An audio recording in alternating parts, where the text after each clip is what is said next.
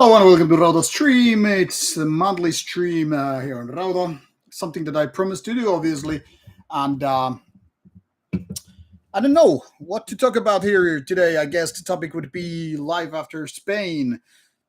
A lot of people know that I was in Spain for a few months. That is from early January to over mid uh, uh, May. So over 5.5 months in Spain. So how has been life here in Finland? Today's topic is gin and tonic, obviously. Now some call it old people drink. I'm allowed to do that. I'm old people. And what we have here today is something that I brought from France last year. As you can see, this is mildly pink, so very, very much my color. Mistral gin, rose dry gin from Provence, France, and I can say this tastes good. This is with 12 botanicals. As you can see, I've been sipping quite a bit of this bottle over the year or so, including the 5 months or so when I was away. Unfortunately, the ice cubes I brought with me, I don't have a fridge here at the man cave. So obviously, that is now pretty much halfway melted. So here we have not so cold drinks. I mean, cold enough. This is very much straight from the fridge. This is just Indian tonic. I always try to show what I'm drinking because why not? Getting the best beverage tips from Rauta and all that stuff.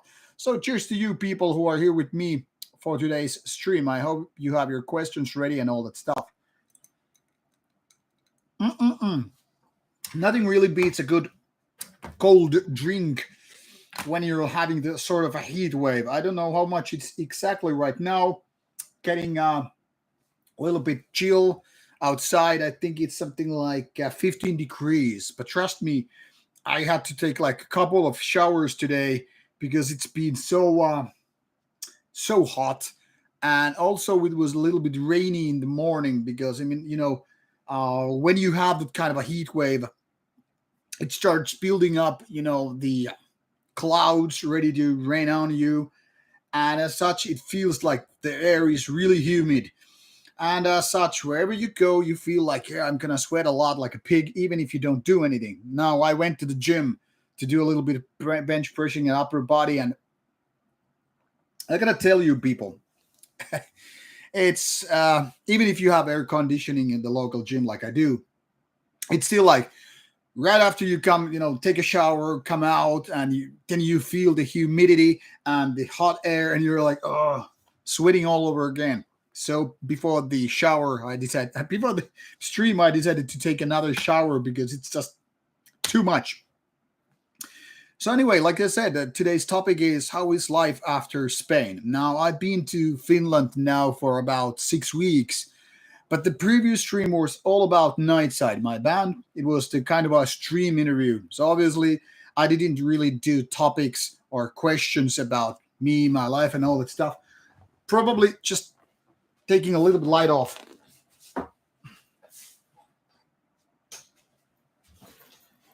So it won't be, so much, staring right at you. Now it's pretty bright here, but it's supposed to be better for the image quality and all that stuff. Terve vaan, Tia. Nice to see you again. All that stuff. And hello, Iscariot. Nice to have you here. How is India? How are things over there? I guess it's more humid, more hot, and a little bit more late than here in Finland, which is 7 past 11 in the evening. Oh man, if you don't have AC at the gym, it's horrible. I mean, air conditioning is kind of a must have. I mean, first things first, obviously, you have to have those weights, maybe some machines, but air conditioning is like the second most important thing. Trust me, I've done in places where there is no air conditioning and it's fucking horrible. And Also, I've done outside training, sometimes out just out in the yard. And when you have that sweating, where it's like 25, 30 degrees, doesn't have to be that much. And when your body starts, getting ready for workouts, it's horrible because it's so goddamn humid and sweating. And obviously, you need to drink a lot, not gin and tonics like I'm doing here, but you get the idea. It's great. Okay, it's 22, 2 a.m. So yeah. Okay, so it's like 2 hours, 2.5 hours. What the hell? How can it be then? Do you have like half the hour time zones, whatever? Moros, Lucas, hello, how are you doing, man? Terry Huckies, hello, how are you doing, man? Yeah, I do have a small home gym. Actually, the door right behind me, the door you can barely see because it's right behind my office chair. That is my miniature size. Well, not miniature size, literally, but I mean very, very small, like half the place, maybe 2/3 of the office space right here.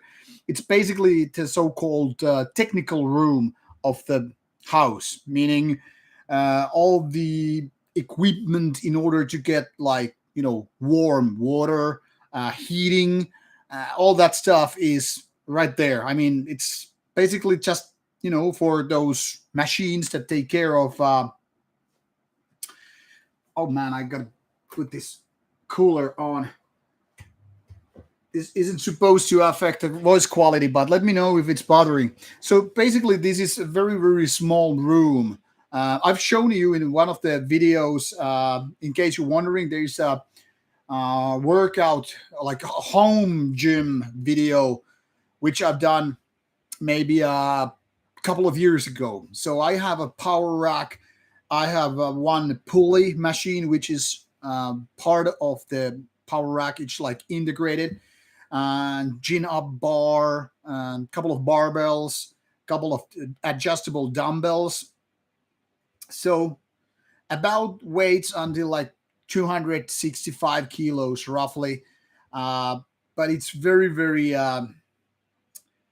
very small space, meaning whenever you just adjust the weight, you just like put them on the bar, remove them. You have to be kind of like, oh, okay, I'm just taking this, you know, weight plate there, and then you just kind of have to go other way, and you kind of have to jump all over the power rack, safety bars, the support bars, the beams. So it's not my favorite place to train. It's more like when I don't have the possibility for one reason or another to head to the normal commercial gym. So that's when I train at home. I do it every now and then, but I don't have like a routine working out at home because, in fact, it's just so small. It's kind of a borderline uncomfortable. But if I have to do it, if I have to do like say everything else but deadlifts, the floor doesn't support that much weight. I can really risk doing deadlifts there because the floor might actually shatter, and there are pipes underneath the concrete layer. So if my deadlift bar was like dropped on the concrete with say something like 250 kilos, it just might literally create cracks on the floor, which in essence might just cause a lot of damage worth probably thousands of euros. So definitely not worth taking the risk. So deadlifts, if I do them at home, I take the bar out in the yard and do it there. But usually, obviously, I go to the gym. It's just way more easy. So I'm totally like in my previous house, I had this garage, and in my garage, I had a kind of a plenty of space for all kind of training. The same power rack, lots of dumbbells. I mean, those adjustable ones, a lot of plates, etc. I had even various, bars. Like I had a safety squat bar. I had like football slash hybrid bar, which was good for like training, triceps and shit like that. So at least like four different bars, I think. and the floor was like there was a wooden structure like supporting the floor. Like there, you could really do deadlifts and all everything safely. But unfortunately, when it was time to move, the amount of space was like cut in half. So I'm all supporting if you build a home gym, but then again, you really have to be very dedicated. Also, like in this office space, you might not see it, but I have my amplifier, which is still on because I was listening to music. Like the TV, which I have here, is like I don't know if you can see it really bit, but like the TV, game consoles, amplifier, and speaker setup, it's all very crowded. So I am saying like if you want to do that kind of stuff, you have really have to measure your home place, whatever you're doing. So I'm not really comfortable with having the TV taking too much space in the terms of width. So I would basically have to hang it on the wall to give more space for the speakers. But I really don't know if it would solve anything. I would basically have to remove some of the parts, like those two CD towers right behind me. And if I were to remove them, then I would be like, where to stash those CDs? Because there's like I don't know, a few hundreds. So I wouldn't like be able to put them all behind me. There used to be a couple of more towers here, but the point here is things get too crowded way too easily, because once you have too much stuff, be it CDs or whatever, it gets crowded. So long answer to your simple question. Okay, now getting back to your questions with all that stuff. Yeah, it's great. If you have seen my outdoors deadlifts, they're fun to do, except for certain annoyance with the stuff. By the way, these flying emojis, I guess you're doing. I don't know. They're fun. Keep them going if you want to, and all that stuff. Okay, of course, if you want to donate some money for Rauta crew for traveling and all that stuff, you can do it. No mandatory. And of course, I am supposed to say like if you want to support Rauta on more like a big scale or monthly basis, should definitely visit Patreon site, which is I guess I'm gonna just type it here. Uh, Something that you might be interested if you have a little bit loose on the money to support the cause, which would be um, you know, in order to build up more budget for traveling, which would mean more interviews. But by all means, no necessary. And if you want to donate via PayPal, of course, you can do it that way as well. And even there's probably some donate thingy over on PayPal. But yeah, I gotta check it out at some point.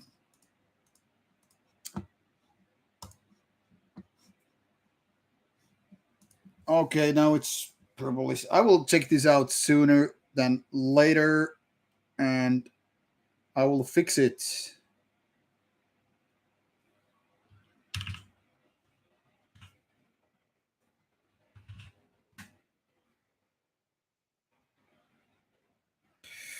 Alrighty. So, what are your questions? Sorry, I kind of got distracted. Um, Hello, Dimi Fisher. Nice to have you here for a while. Um, Lucas is asking if I saw Azazel at Steelfest this year. No, I didn't. The thing here is Steelfest is always such a hassle. So this time I decided to skip seeing Azazel because, we had a little bit sauna and meeting friends and all that stuff. So, yeah, I skipped it on purpose because I saw Azazel last year, obviously. And hello, Martin Goddard. Nice to have you here as well. Hello, Benji. Long time no talk. Yep, this is actually a bootleg shirt. Let's be honest about it. I have an official that shirt. Used to have long sleeve, but I don't know where I lost it when. God damn it, I have to replace it. I just realized it maybe a year or two ago. Like, where's my Death long sleeve? Haven't seen it for ages. And Death being my favorite death metal band, that's kind of a crime not to have it. But this is actually a bootleg which I bought so many years ago, and it also like have holes. My official Death Scream Bloody Gore is way better quality, looks better, and all that stuff. But I didn't dare to toss it in the trash. After all, it's Dead shirt anyway. Hello, Cecilia, nice to have you here as well. Morofin Wraith, Johannes was Oli, ihan jees, ei mitään ihmeellistä, basic midsummer and all that stuff. Just a little bit barbecuing, meeting friends, and a couple of beers, and a little bit gin tonic. Oh, Huggies, yeah, 24/7 membership. I know the place, and I know the chain, but never been there. I'm actually going to Fressi, which is basically the similar like 24/7, but maybe top notch. I mean, notch better, or at least less crowded, a little bit more expensive, but still definitely worth the money. But yeah, those chain gym ones are pretty okay, pretty easy to do, and all that stuff. All right, Iskariot, see you later. Get to talk to you later on Discord and all that stuff. Yes, Timmy Fisher, I definitely think too that supplements.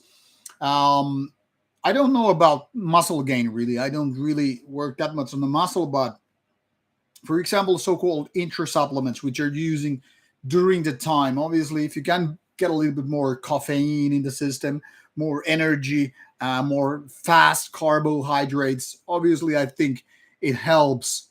And because it's in liquid form, it's quicker to consume and digest rather than eating a banana in the middle of training. Also, whey protein and stuff like that, it helps you recover more fast. I don't think it's helping you that much building a muscle because obviously you can do it just with food.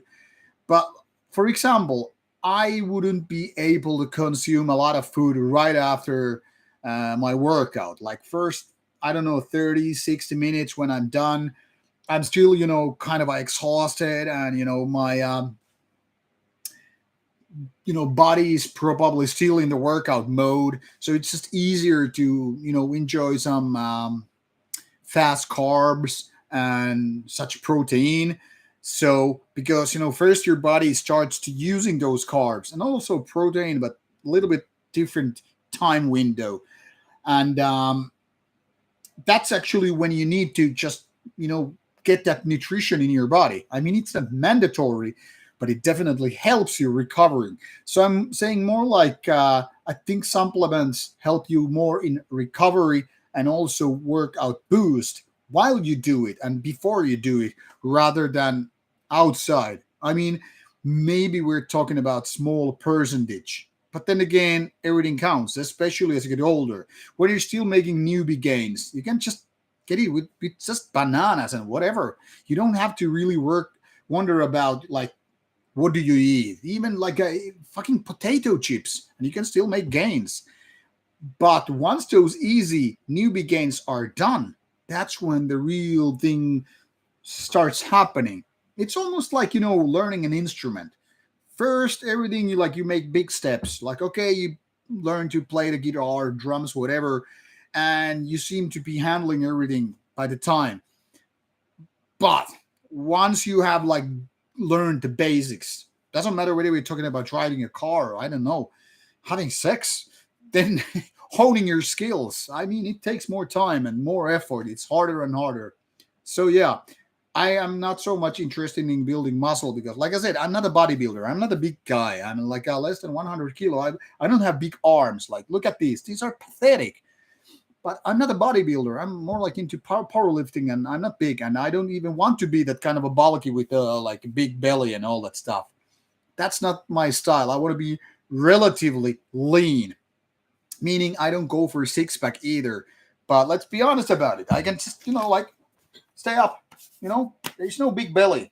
I don't want to do that. Some people are fine with that. They're like, hey, it's all bulky mass. Fine with them. If they like it, fine. And some people are all about, bodybuilding and all that big bulky muscles. Fine. But that's not my thing.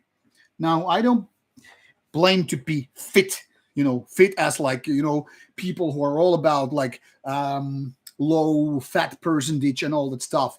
I mean, it looks good. I don't deny that, but that's not my goal. It's like a different genre. Some people might think, yeah, yeah, yeah, you're not the most heavy out there. I'm like, okay, but I don't even want to be the heaviest band on earth. You're not the fastest either. No, I'm not looking for being fastest. I'm all about grim. So for me, for example, powerlifting is more about playing black metal. Death metal might be more into the bodybuilding stuff. I don't know. Some kind of fitness might be the trash stuff. But these are just examples. Don't take it literally or whatever. But yeah, to conclude my answer, I'm not so much about muscle gain. Obviously, that's a plus in power building as well. But I mean, different strokes for different folks, different goals, and all that stuff. Now, what else? Scrolling down the questions and all that stuff. But yeah, yeah, Lucas already said like it's all about recover mostly. Um, Hello, Milos, Serbia, and all that stuff. Now I'm all out of gin and tonic. Let's do another one. Quite tight. So once again, Mistral Gym. This is not sponsored. I'm just showing you what I'm drinking in case you're wondering. So a little bit of gin. This doesn't really show, but it's really. I'll use this as a backdrop. As you can see, it's a mildly pink. I'm having a pink um, gin here with a little bit of tonic to go with. Out of those ice cubes already. So there you have it. Nice. Okay, getting back to conversation, questions, and all that stuff. Yes, Lucas Sadanakia was drunk at Steelfest. I mean, he always is. That's kind of goes with Azazel. Yes, Timmy Fisher, I did Death Worst to Best video already, like maybe 3-4 years ago already. One of the very first Worst to Best videos since, the band has been dead for quite some time. All the irony. Gyro Lamp, I don't have a strict diet. I just go by the guts. Lots of carbs, lots of protein, lean as possible, of course. So mostly rice and chicken kind of a thing.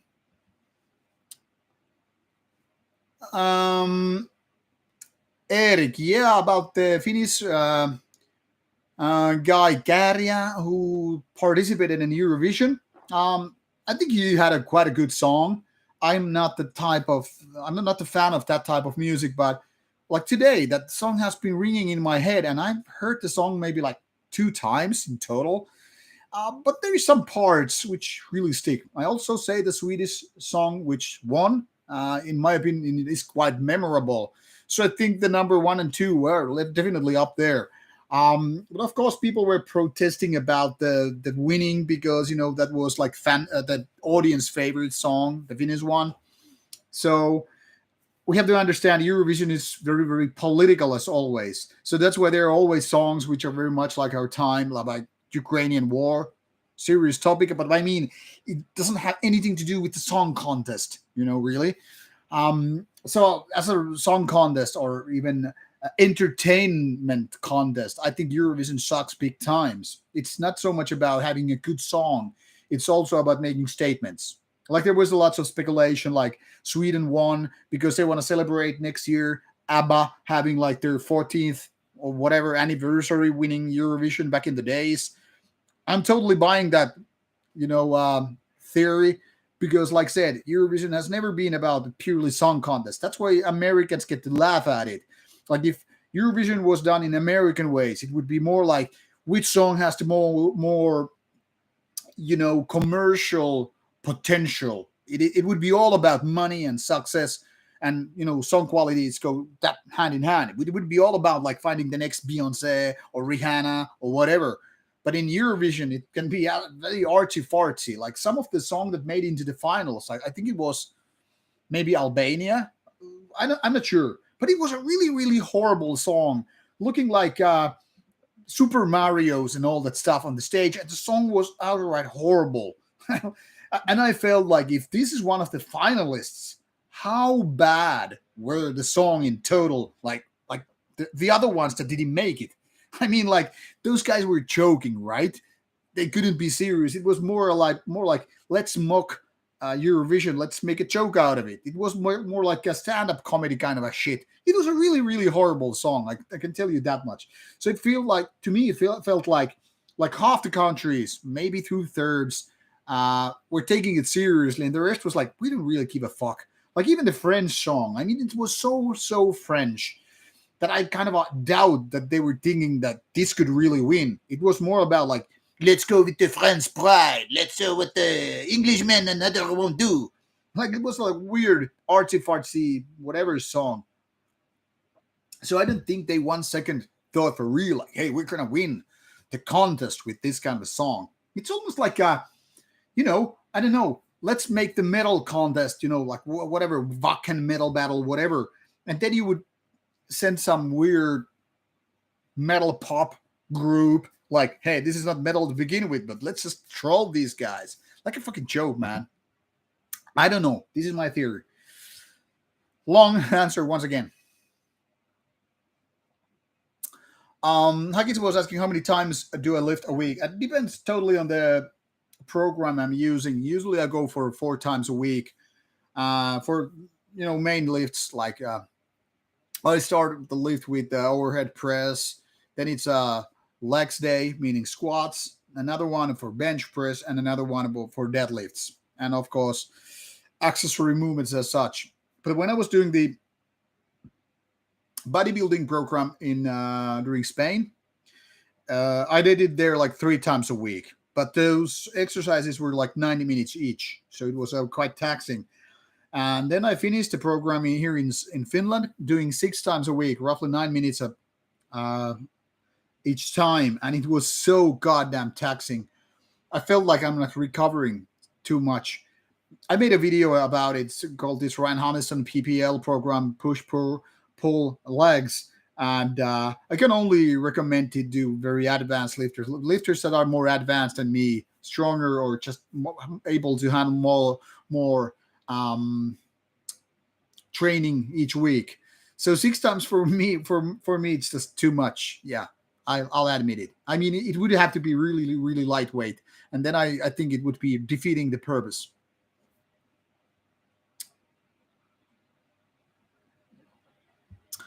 Dimi, yes, I'm about 170 centimeters tall, so I'm a tall guy. And now currently, I think I'm like 95 kilos. I've been over 100 kilos a few times, barely though. I think I never weighed like something like 101 or 102 kilos. But when I was competing last year for Master Series 2 with deadlift, I was under 90 kilos. But usually my weight is roughly from 93, 96, roughly. Lately being for like 94, 95 pretty much for the past few years. And Jerome, yeah, I live for strength and not aesthetics. I'm not an aesthetic person per se. Hello, Bellstat. You haven't been missing much. Last stream was all about Nightside, my own band. It was a stream interview. And then there was June, which I skipped entirely due to schedule problems. Lots of Rauta stuff. And then again, summer messing up my schedule. So there was a 1 month totally which I skipped, and this was supposed to be the June stream, but now it's of course already July, so June didn't get its own stream, and the next one will be in August, but not the first weekend of August because I will be in Beyond the Gates at the Beyond the Gates festival in Norway early August, so it's gonna be probably second or third week depending how the festival schedule is. Benji, Marty as a bouncer at Steelfest. Dream on, honey. Uh, Marty as a bouncer. Yeah. Oh, Kali, nice that you saw Marty videos. I will be bringing more Marty videos when it's more festival time. And yeah, Marty will be there. Hello, Dallas Hansen. How are you doing? Yeah, it's kind of weird that Satanakia is even alive yet with all the booze.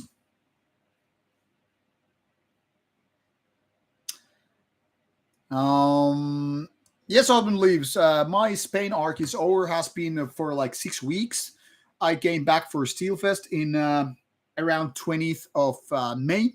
So been here for like yeah 6 weeks roughly, give or take. And it's been kind of a hectic. Even though getting back to Finland, getting back to the routines, meeting friends, and all that stuff.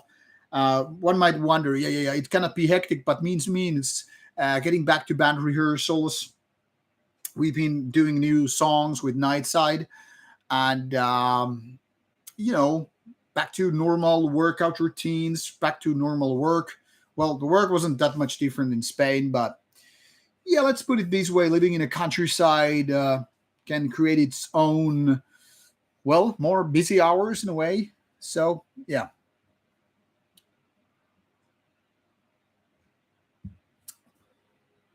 Um, Cecilia, you were asking about what I do if I'm trying to cut. Um, well, if I'm cutting weight, then it becomes more focused on what I eat and what I don't. Definitely more what I don't eat. I'm not a big guy on candy and chips. But that being said, today when I was watching movie, I had potato chips. I had a little bit of a licorice that is candy. Almost getting some ice cream and all that stuff. Now I'm having a couple of drinks here. So obviously these kind of things are, you know, part of some, normal life. But when I was trying to cut that stuff, the first thing was like removing the salt because salt is technically speaking, uh, you know, tying more liquids in your body basically. So I was drinking a lot of water, basically, flushing out all the salt, all the minerals, so to speak. My friend actually gave me some tablets, to help out with, not getting cramps and all that stuff, like magnesium and calcium. And I don't remember what the third one was. Actually, magnesium and calcium, they're the kind of stuff I have here at home. Just, the basic kind of a stuff. Just calcium, really. And vitamin D and whatever. But when I was, getting, you know, uh, ready to cut down a few kilos for weighing before the powerlifting competition, the meet. Basically, it was just a lot of kind of like low fat food, like lean meat, chicken and rice, basically veggies, and basically no salt. So you were first. It took a kind of a few days to adjust that the food doesn't really taste that much, and drinking a lot of water, like liters and liters. Basically, you were like having colorless pee. Yeah, I know. No, now you're hearing me talking about my own pee. But that was what I was told that should help with cutting the weight because then you're like basically detoxing your body in a way. And as such, when you are flushing the whole system through, um, then you're not keeping so much liquids in your body. And it worked. But obviously, you always lose a little bit of muscle mass because that's just basic human biology. So once your weight go down, you're starting to lose from your weight. So obviously, that affects how much get to lift in the competition. And I'm not no fucking pro here. I'm an old fucker. So for me, it was like the first real time I'm actually cutting the weight. It was successful, but obviously the weights I had in the competition, it didn't go that well. I was hoping for, but I mean, it is what it is. It was a learning experience. But yeah, I'm not a big fan of dieting. Obviously, I want to just enjoy my life like the most people out there. But I don't just normally eat that much candy and even potato chips and other delicacies. I'm not big on that, but I like ice cream. Ice cream I could eat like daily basis, but I try to stick to the kind of ideas that if I had a really good gym session, then I have deserved my ice cream. So it's not like I eat ice cream just for like everyday pleasure. It has to be earned, if that makes sense. I guess it doesn't really make sense to a lot of people, but it is what it is. What about else? Yeah, Lucas. Yeah, I think 80-20 diet is good. Like 80% healthy and 20% junk. Everybody has to like enjoy a little bit, like cheat days and all that stuff.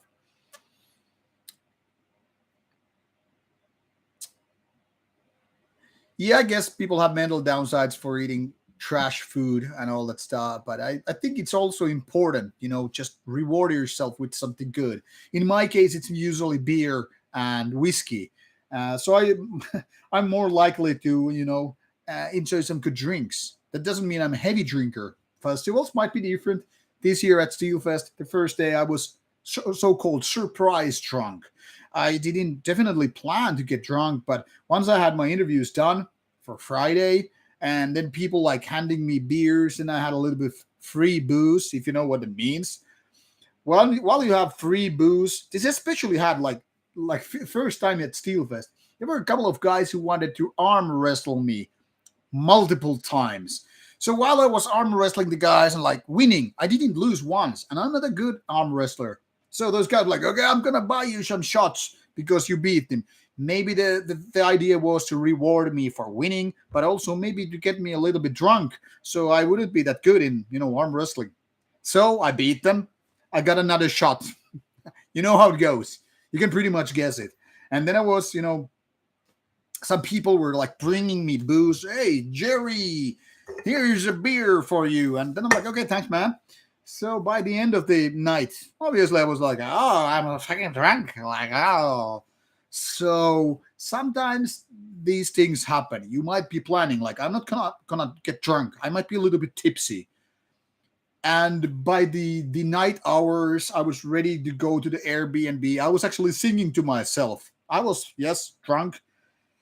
And later on, a friend of mine told me, Jerry, you were pretty fucking drunk on Thursday. And I was like, was I? Maybe I was. I didn't certainly feel like I was drinking. I mean, I had like good talks with Gehenna guys. We got kind of like befriended. We talked a lot at the backstage, having beers and all that stuff. Now you can once again imagine where it goes. Having beers with your newly made friends, and somebody's just handing you free beer. You get the idea. So, beers and friends, sometimes you just accidentally get drunk. Nothing wrong with that, by the way. So it's not like I'm judging that mentality, and I'm totally fine with it. But my point is, that is my how to say, guilty pleasure. I'm not feeling guilty about anything, but you know, if I was, that would be booze. Um, what about else? Lucas was asking about deadlift variations like Romanian sumo, stiff leg. Well, my at some point my knees were not liking sumo lifts at all. Did them variation as warm up routine every now and then, but didn't like my knees were like protesting. I've done some stiff leg and other variations of deadlifts, but it's mostly like deficit deadlifts for helping with the start. And I've done with some wide grip deadlifts when you're like basically having wider grip than even your bench pressing it. Like if this would be my bench press, well, roughly the wide grip deadlift would be more like that kind of stuff, like snatch basically. And that is supposed to help you with that stuff. But mostly it's been, if I want the variations, mostly like deficit deadlifts and all that stuff. Dallas Hansen, no, I wasn't born in Helsinki. I'm a Turku born guy. And thank you, Demi Fisher. I try to be strong, but not so easy. And my bench press still sucks.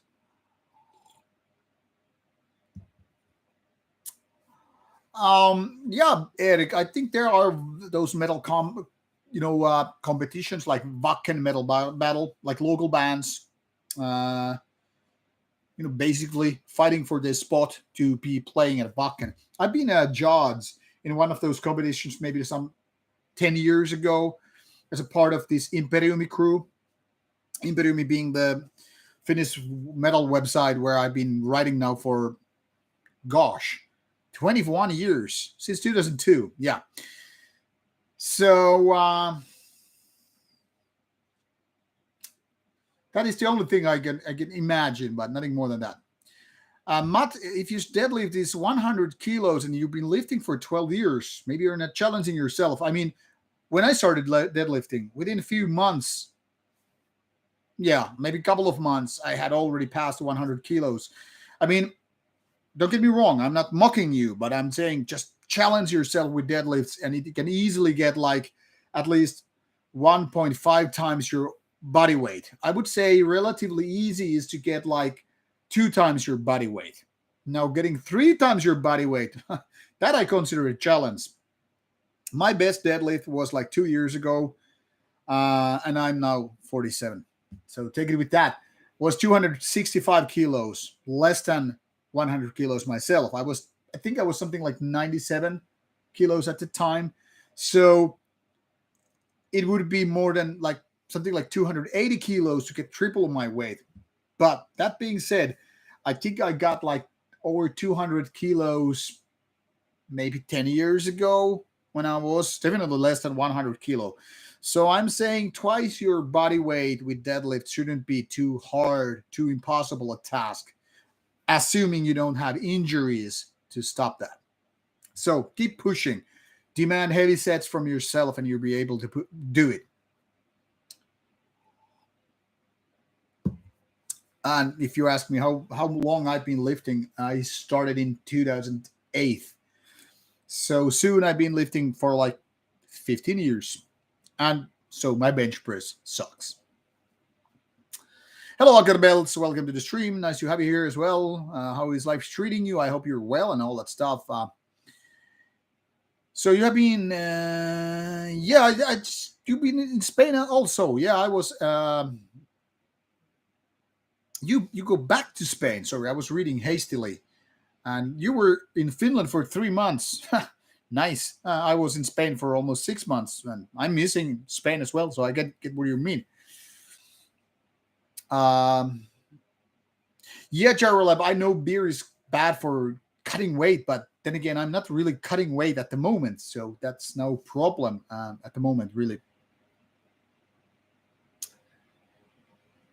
Belstad, I haven't really been hearing anything about Meleth, vocalist or whatever.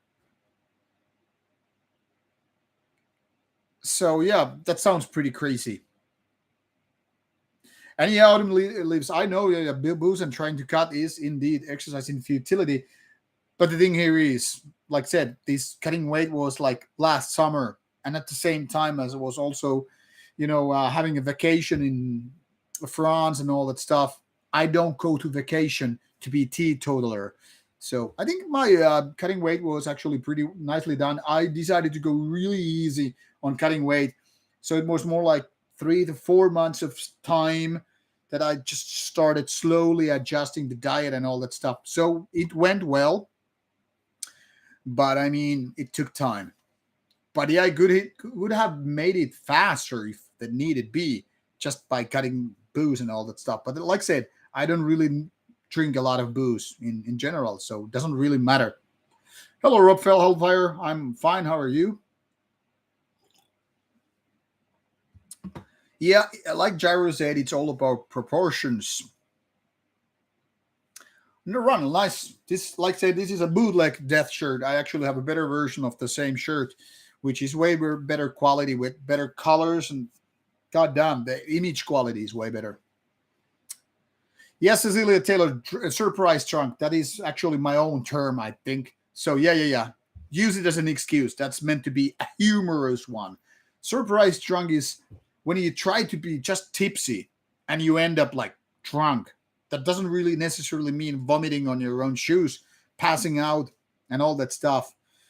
But let me put it this way: some of my Airbnb friends at Steelfest was actually that drunk that they just like stumbled upon a fence, nearly knocking down the fence while doing it. So compared to them, I wasn't really drunk. I mean, I was drunk, but I was that drunk. I was able to, walk my way home, and also I didn't have a hangover, so it was like fine. But surprise drunk, that can really happen at festivals, right?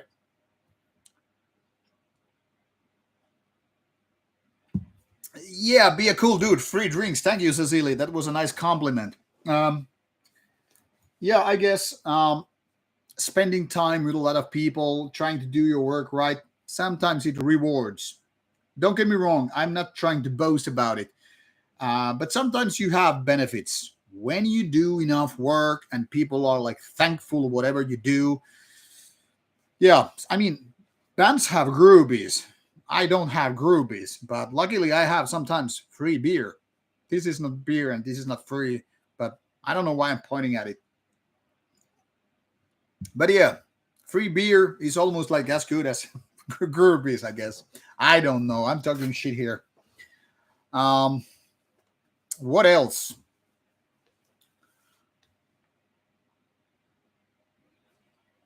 One where you're benching 190 kilos or pounds because that's a big difference. Uh,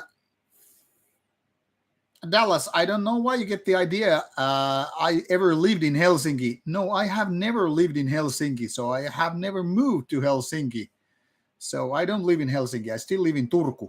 I have lived in other places, but never in Helsinki.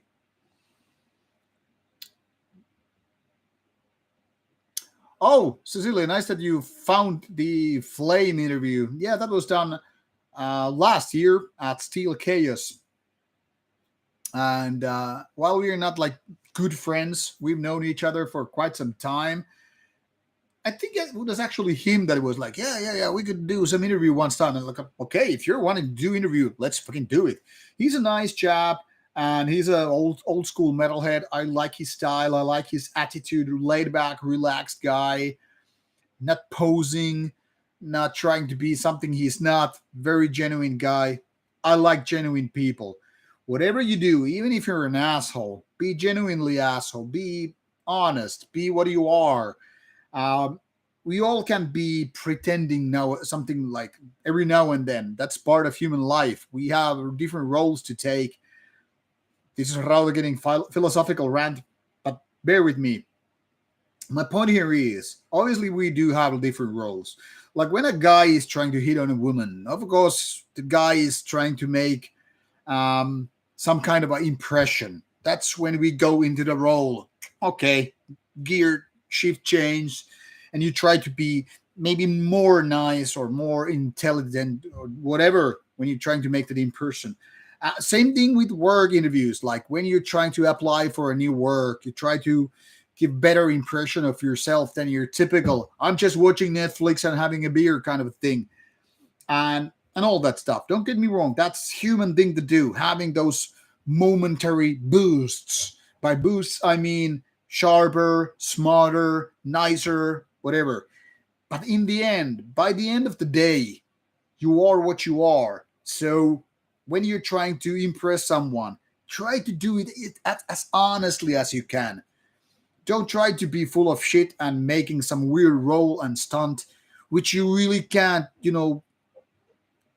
do for a longer time. I mean, be what you are. If people don't like you for whatever you are, then you're in a wrong company. If the people demand you be something that you are definitely not, don't be that guy.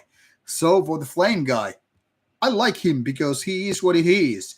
What you see is what you get. You don't see a poser there. You see some real dude with just basic metal stuff. Not maybe the smartest guy in the room, not be maybe the coolest guy in the room. I don't know. depends how you what you think about cool, smart, whatever. But he's the real deal, and I like real people. Like I said, doesn't matter if you're not the nicest one. If you are genuinely the person you are, you're not faking, you're not posing, you're not pretending, you're just being you. That's all it needs to be done. So don't go for that bootlicking, brown nosing style. Don't try to impress people too much. I've seen that way too many times. Be the honest self of you, whatever you are, and that should be enough. Of course, that doesn't mean don't be an asshole. Kind of a simple, right? So take my word for that. It should work. What else? Okay, once again, reading back, scroll for your comments and questions.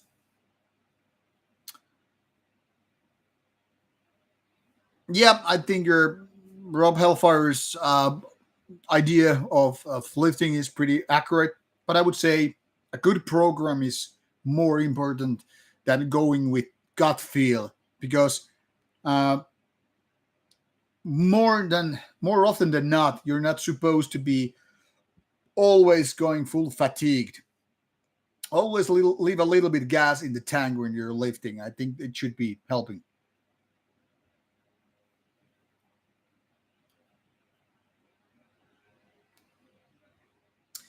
Yes, Jerry Lamb, you're very true about hard booze like vodka and stuff like that. By the time you have drunk it, it will take a little bit time to be digested, and then it really hits you like in your face. That's why I prefer usually easier drinks, like light drinks, like just beer, cider, whatever. But booze can be really surprising. Like the gin tonics I just had asked me 30 minutes, and I'm like, you know, making nonsense. Dimmy Fisher, Total War games are a funny thing because I haven't been a PC gamer most parts for quite some time. I like the series though, but I never actually played more than just quick test Total War games. I do have Total War Warhammer and some older ones in my closet somewhere stashed because working in the game industry means that sometimes you really do get free games and all that stuff.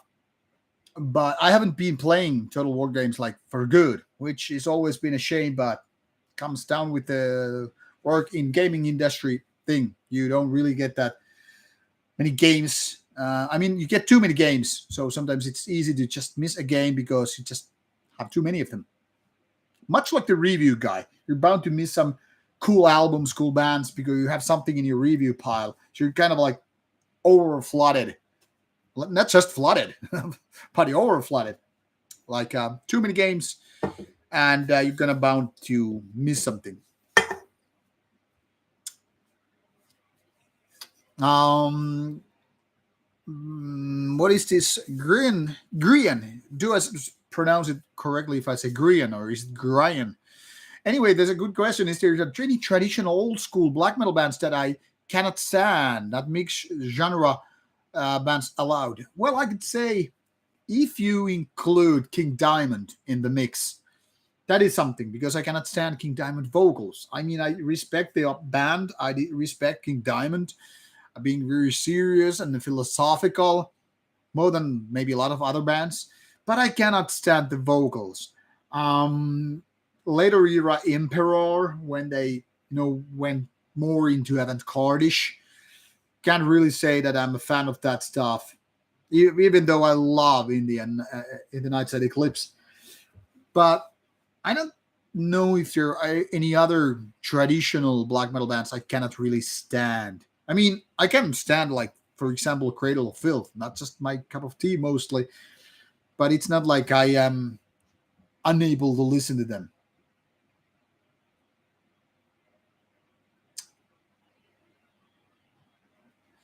Gerald, I think what do you mean with Imbel Nazarene comment? Because Imbel Nazarene is one of those bands that definitely is not the sexiest out there. I mean, compared to bands like Mayhem, Satyricon, Dim Border, Cradle of Filth, Behemoth, those bands are sexy in the terms of black metal. They are almost like borderline mainstreamish.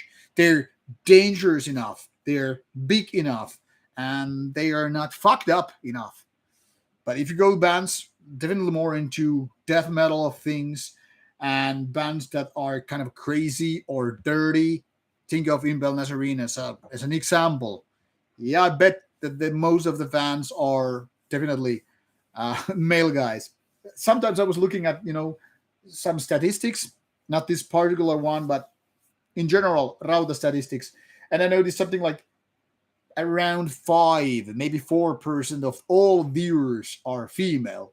So if there was a Rauta meet where people would, go to meet one another, followers saying hello to me as well, and all that stuff, it would be roughly 97% guys. So if there was like 1,000 people, it would be 970 guys and 30 women. And the women would pretty quickly go, let's get the fuck out of here. Once they would figure out it's all guys, it would be like a sausage fest. Trust me. So yeah, I am not really appealing to female audience, and I get it why. I'm not the Ryan Gosling type of guy. And of course, the music. I mean, guys are in general more interested, hearing about opinions, more maybe reading and listening reviews, and even interviews. There's a thing which I noticed way before I started Rauda. When it comes to photographers in metal, like I'm talking about my colleagues here, female, male photographers, that's roughly 50-50. But when it comes to reviewers, like reviewing albums and all that stuff, and I'm not talking one or two media, I'm talking about different medias in metal, it's roughly 90% guys, maybe 80, but somewhere 80-90%, it's all guys. Doesn't matter what the genre is: power metal, heavy metal, black metal, trash metal, death metal, doom metal. And even more so, I've noticed more, female journalists among traditional metal, like heavy metal, power metal, maybe doom metal. But when it comes to death metal, trash metal, black metal, it's mostly just guys. So, like I said, as much as it goes to journalism in terms of photography, 50-50. When it guys playing in a band or being journalists like reviewers and interviewers and all that stuff, it's a fucking sausage fest. So it's just like a male dominated things attracting more males. It's only wonder that we're not more gay than we are. Happy Pride Week, by the way. All right, back to the other questions. Belson has a good question. Is there any ultra rare BM albums I own, like Pink Death Crush or Yellow Goat Battery? No, and if there are, I'm not aware of them. First of all, I don't have much vinyl. I wasn't really interested in vinyl releases when I was a kid, and if I was, I probably wouldn't have the money for it. So I was just buying CDs when I had CD player, and I never cared for more rare versions. So I think the rarest ones might be some old school early 90s black metal CDs, but I have no idea which ones are rare and whatnot. Sometimes I even traded like some probably first pressing Gorgoroth or some newer ones for my friend who just a beer, a pint as a trading bonus, but because I don't really care which version they are. So I probably don't have rare ones, but like I said, if I do, I am not aware of that. I never cared really.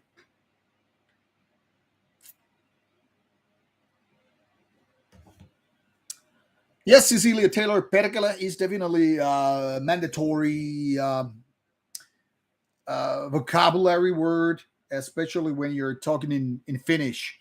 So I think that's a kind of a mandatory, even though it means the kind of a Baltic god of war and thunder, whatever.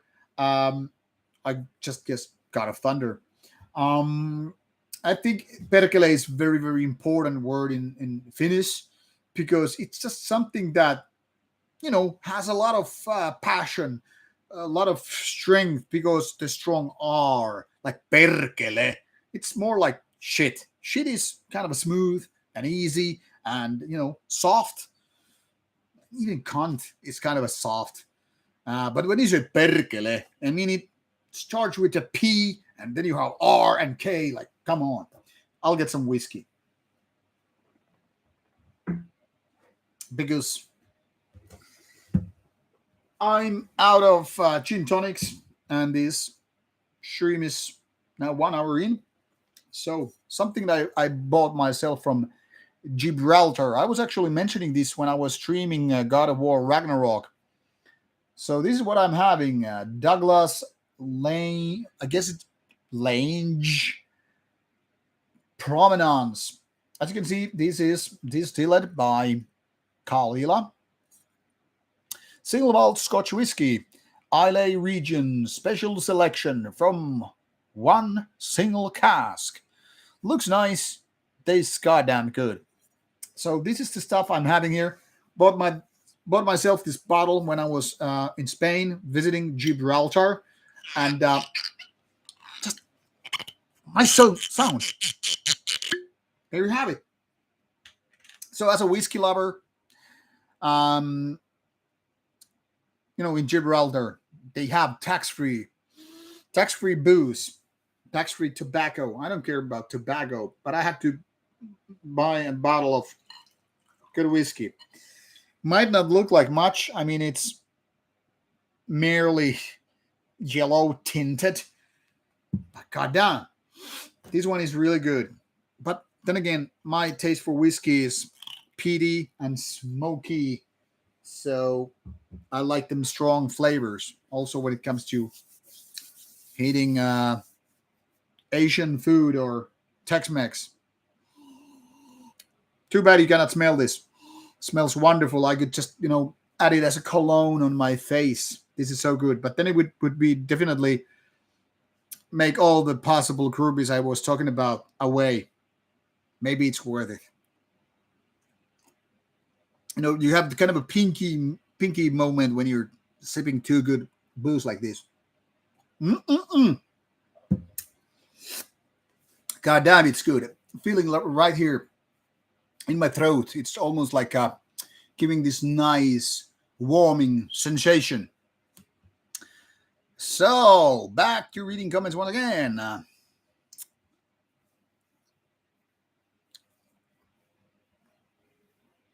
Okay, Rob Hallfire, 190 pounds versus your 180 pounds. Yeah, that's a good start, definitely. To be honest, I'm not much better.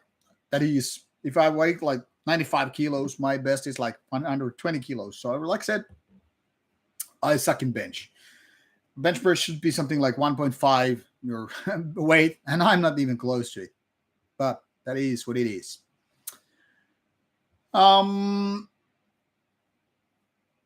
Yeah, Lucas mentioning the beverage show in Japan. I'm not definitely going. It's way too expensive for that. But I wouldn't be surprised if Beverage would announce some shows later on in other parts of the world. I don't know what the deal is with Japan, but it sounds fantastic.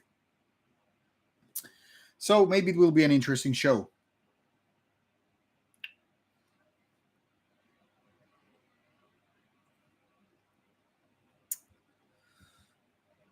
Thank you, Charulam. Yeah, though that Carl Willets from Bolt Thrower Memoriam, that was one of those Meteor Idol moments uh, because I really worship Bolt Thrower and I think he's a nice dude. So it was really, really nice to talk to him personally because Bolt Thrower is one of the most important death metal bands for me all time. And it was so great. I'm really happy that I got it done before it wouldn't be possible because Bolt Thrower doesn't exist anymore, and who knows how Memoriam will be. But anyway, Leif is asking me how you do something with Justin Horval. I don't know. Well, what can I really say about it?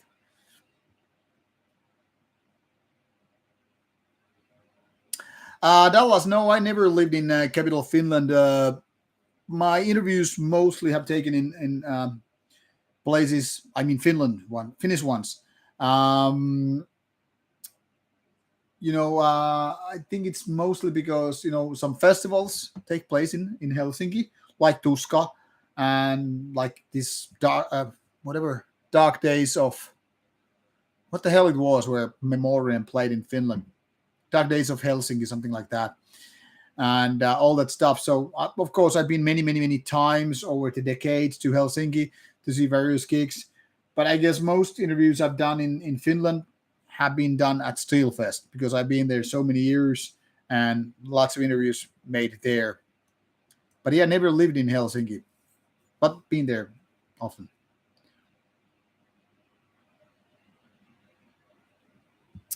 So nice that you got the Celtic Frost one from there, even if it wasn't in Denmark available. Hello, Netter. 4-day weekend. That sounds like awesome. Yep, I definitely have Monday at work normally. Yeah, meet and greet. Yeah, you didn't realize. Of course, you have a 4th of July right there. Sounds like Ace. I've been to United States 4th of July in 2013. And back then we were a group of 4 people, and we ended up in San Diego for 4th of July. I mean, what are the chances? Because that wasn't planned. We could have been ending in some smaller village, smaller town by accident because it was a road trip. But no, we were in San Diego, and that was the most awesome fireworks ever I saw, witnessed, experienced in San Diego 4th of July. It seemed to last like forever. So it was great. So happy 4th of July, Americans.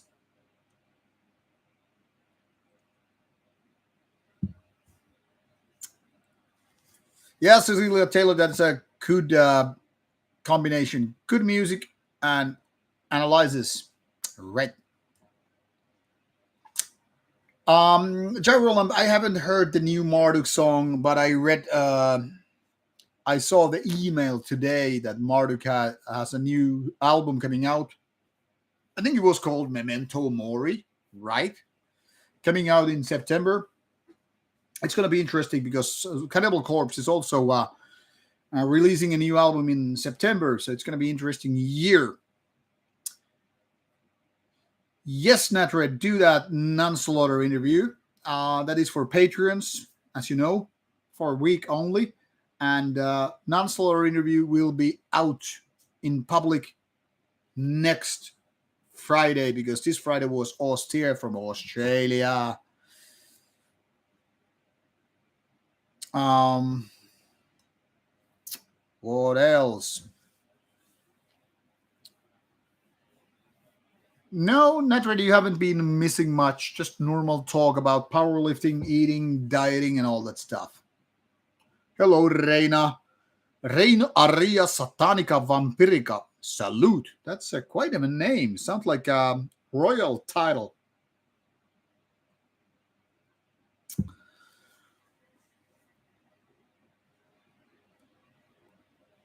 Well, Jarolam, I was supposed to interview Vedbu and Zende and Dödheimsgard at Steelfest, but in case you didn't get the memo, the Kotnik of both bands had to cancel Vedbu and Zende and Dödheimsgard shows because his sister, I read, was accidentally killed recently, like only a few days before the festival. So I guess there was a little bit mourning era phase session, whatever.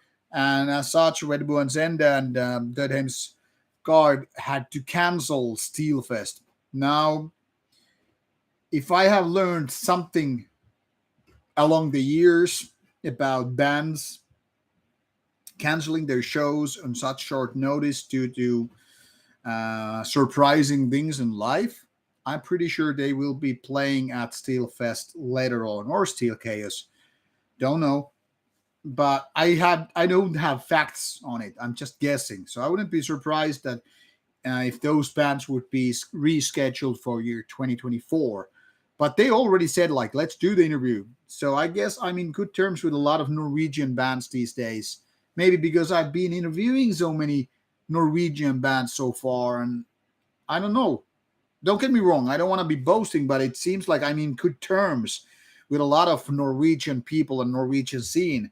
Uh, that wasn't kind of like a plan, but it has been happening because I've been interviewing bands like Carpathian Forest, Tåke, and you get the list, like, Mayhem, and now Svartjern also. So a lot of Norwegian bands, all in all. Gehenna interview was supposed to happen this Steelfest also, but surprise trunk got people pants down, surprised. So sometimes they don't happen. But when I was looking at my list, and in case you're wondering what the list is, I will link it to you.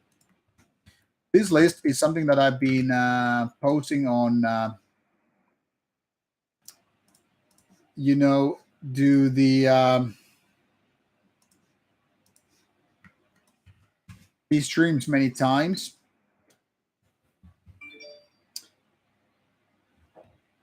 Hold on.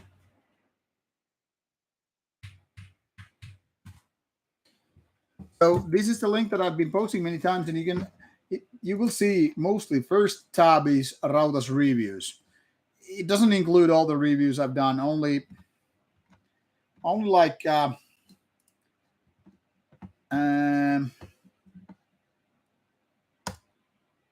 3,000 reviews, I think, roughly, give or take. Yeah, it's like 3,000 something. And I know for a fact that I've done over 6,000, probably closer to 7,000 now. So what the main site, the Rautas reviews, that's the first site. You will see lots of reviews. But if you take a look at the other tab, uh, you will see that there's this Rautas interviews tabs. And yeah, you should see the list of bands I've done. And the interviews is nowadays, it's not actually updated yet because it shows you that some of these interviews are not added, but like Svartian, Carpathian Forest, Non-Slaughter, also Rich Trap are not actually, sorted out in alphabetical order. But as you can see, we're roughly 140 interviews in now. Well, almost 140. I mean, the first line is, of course, the whole title line, but if you remove that from the thing here, you will see that a lot of these interviews are already done, and quite a bit. You can just pretty much select it and sort it out. Like how to say, filter it with by say country, and you could really I'm just adding these lines here in case you're wondering what I'm doing while I'm talking so slowly. But you could just go line by line, or you can just filter them by country. And if you would do that, I'm just, for example, filtering them for myself, like getting the amount of Norwegian bands.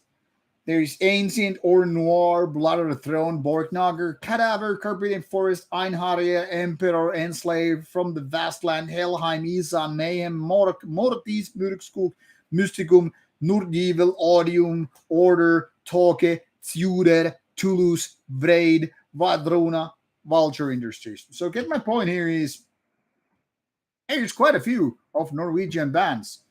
Maybe more than other countries. Maybe Finland is also very dominant because obviously I have done a lot of Finnish bands so far. But the point here is, I've done a lot of Norwegian bands, and of course, because of that, I guess I'm in relatively good terms with a lot of Norwegian bands. So there it is. Um, hold on. I'm gonna do something here.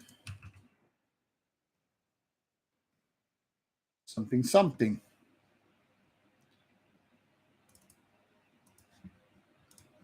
Let's see if I can actually do it.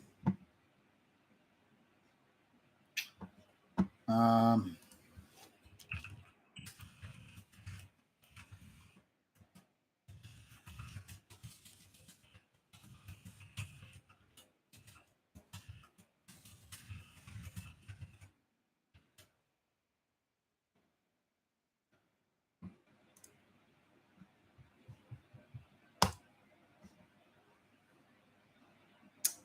hold on.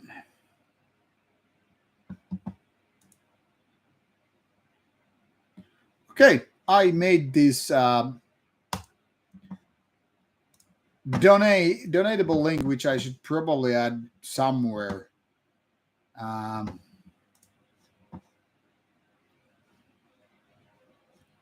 okay, yeah, it's done.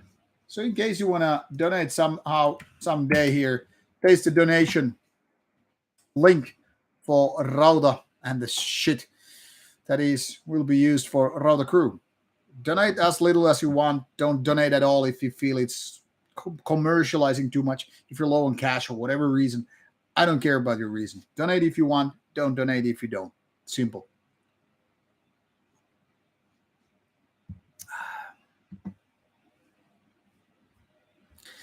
Yeah, not really. Live in after Spain. Being busy. Night chat being night side. The band I've been. I still am with. Obviously, Nightshade has been rehearsing quite a few songs. We're preparing still for an album. I hope to be finished this year, maybe closer to the end of year, but nonetheless, it's supposed to be something that we are able to complete by the end of year 2023. So band rehearsals keeping me busy. Of course, powerlifting keeping me busy. Normal life keeping me busy. Doing Rauta content now, adjusting for festivals and all that stuff. Lots of things to be done. Obviously, I have to create enough material for the channel when I'm on vacation and don't have the time to listen to the albums and do the videos and all that stuff. That because I'm not at home all the time.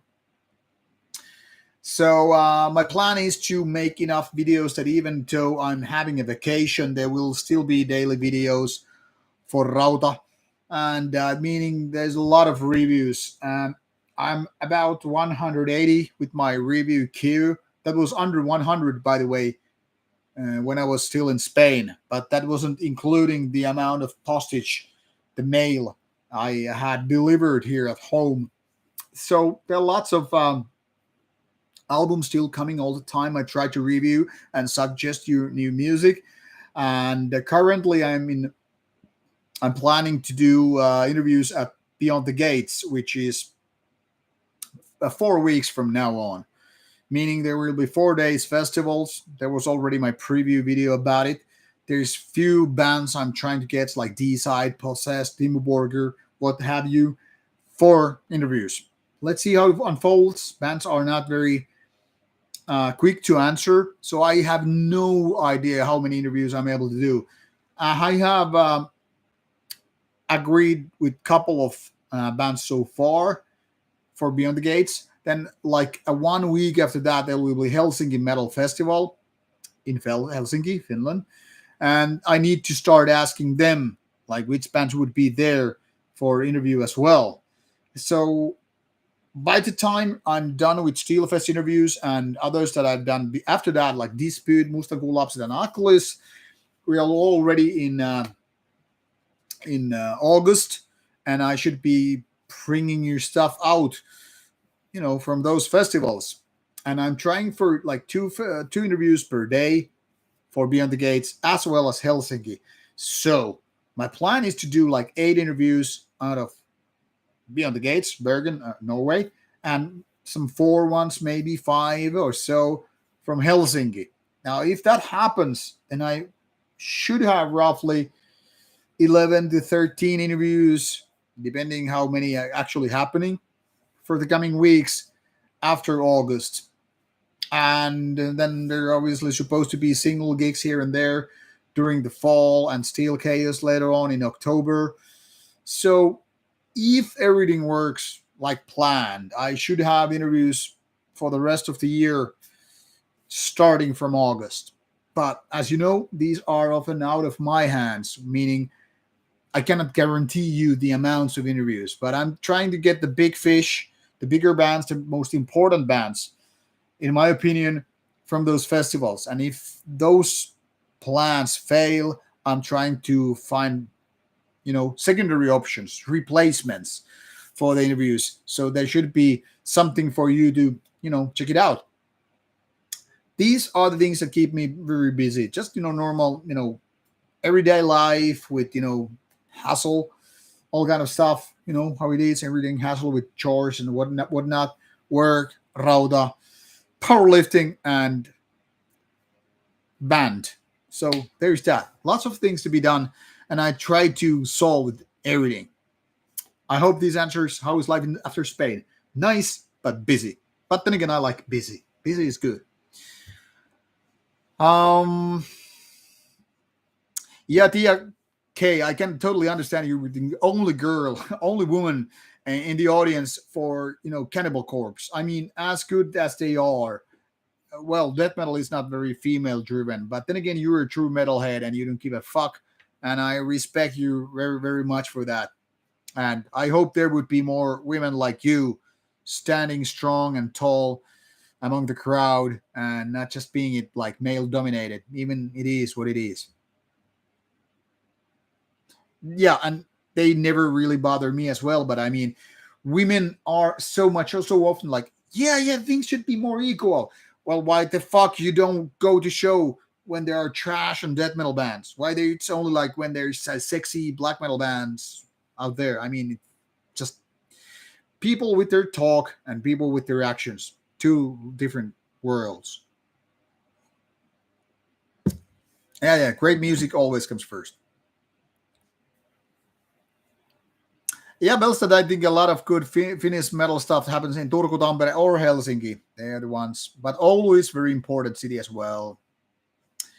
Lucas, for the broader sense of black metal, I would consider Moonsorrow part of it, but if I would go with the subgenres, I would definitely go with the folk pagan stuff.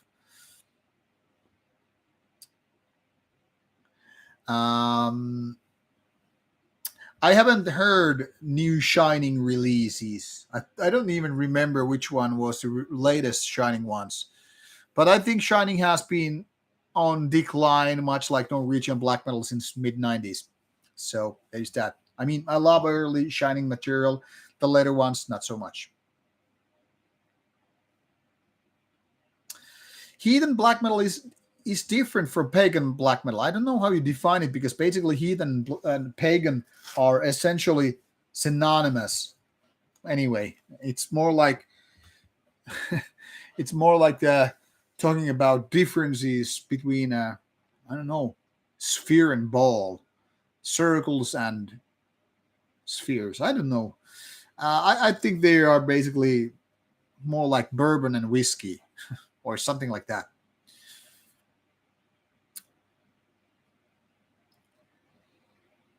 Mm, what is? Oh, Gyro had a comment about. Yeah,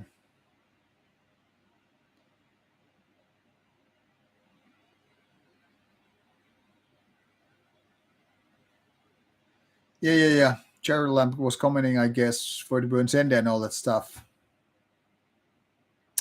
Dallas was asking my score for Better It's Drawing Down the Moon. I haven't been listening for it to it for ages, so I don't know what would my score would be. But I don't know. I've never been much into Beheaded. Maybe closer to 7 or something like that. 7 out of 10. Yeah, yeah. I'm not a big Beheaded fan, so don't take it personally if I don't um, rate it so high as a lot of people would expect.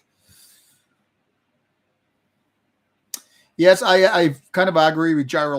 Like heathen is actually a derogatory term for Christians, for pagans.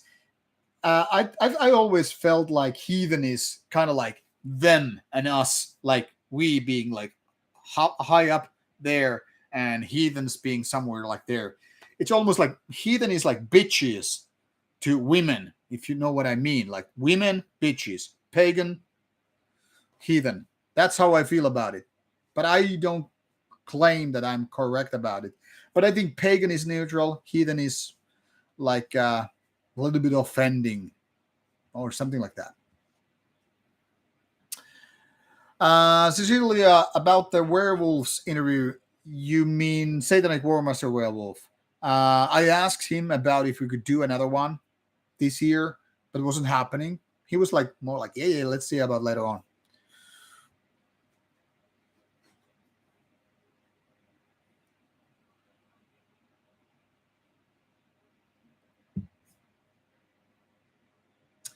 Cecilia Taylor, you said like, would would I do a video interview? I don't think I've seen one with that bands. Which one you mean? Which one you mean? I should be doing a video interview.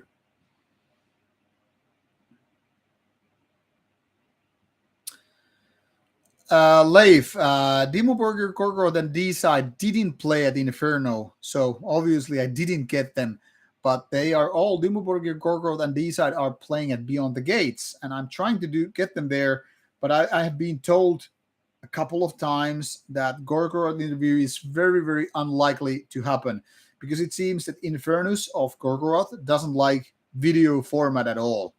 So even though there are people defending my side, uh, knowing people in Gorgoroth, let's say like Hust from Tolke, who does vocals for Gorgoroth, even if he would say like, okay, do an interview with this guy Rauta from Finland, it doesn't mean anything.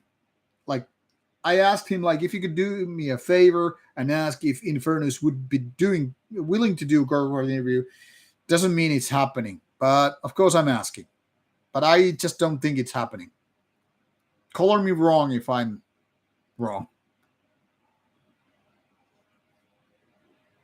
Um, Brian is asking what's my favorite spirits. Well, when it comes to neat ones, well, Scotch whiskey.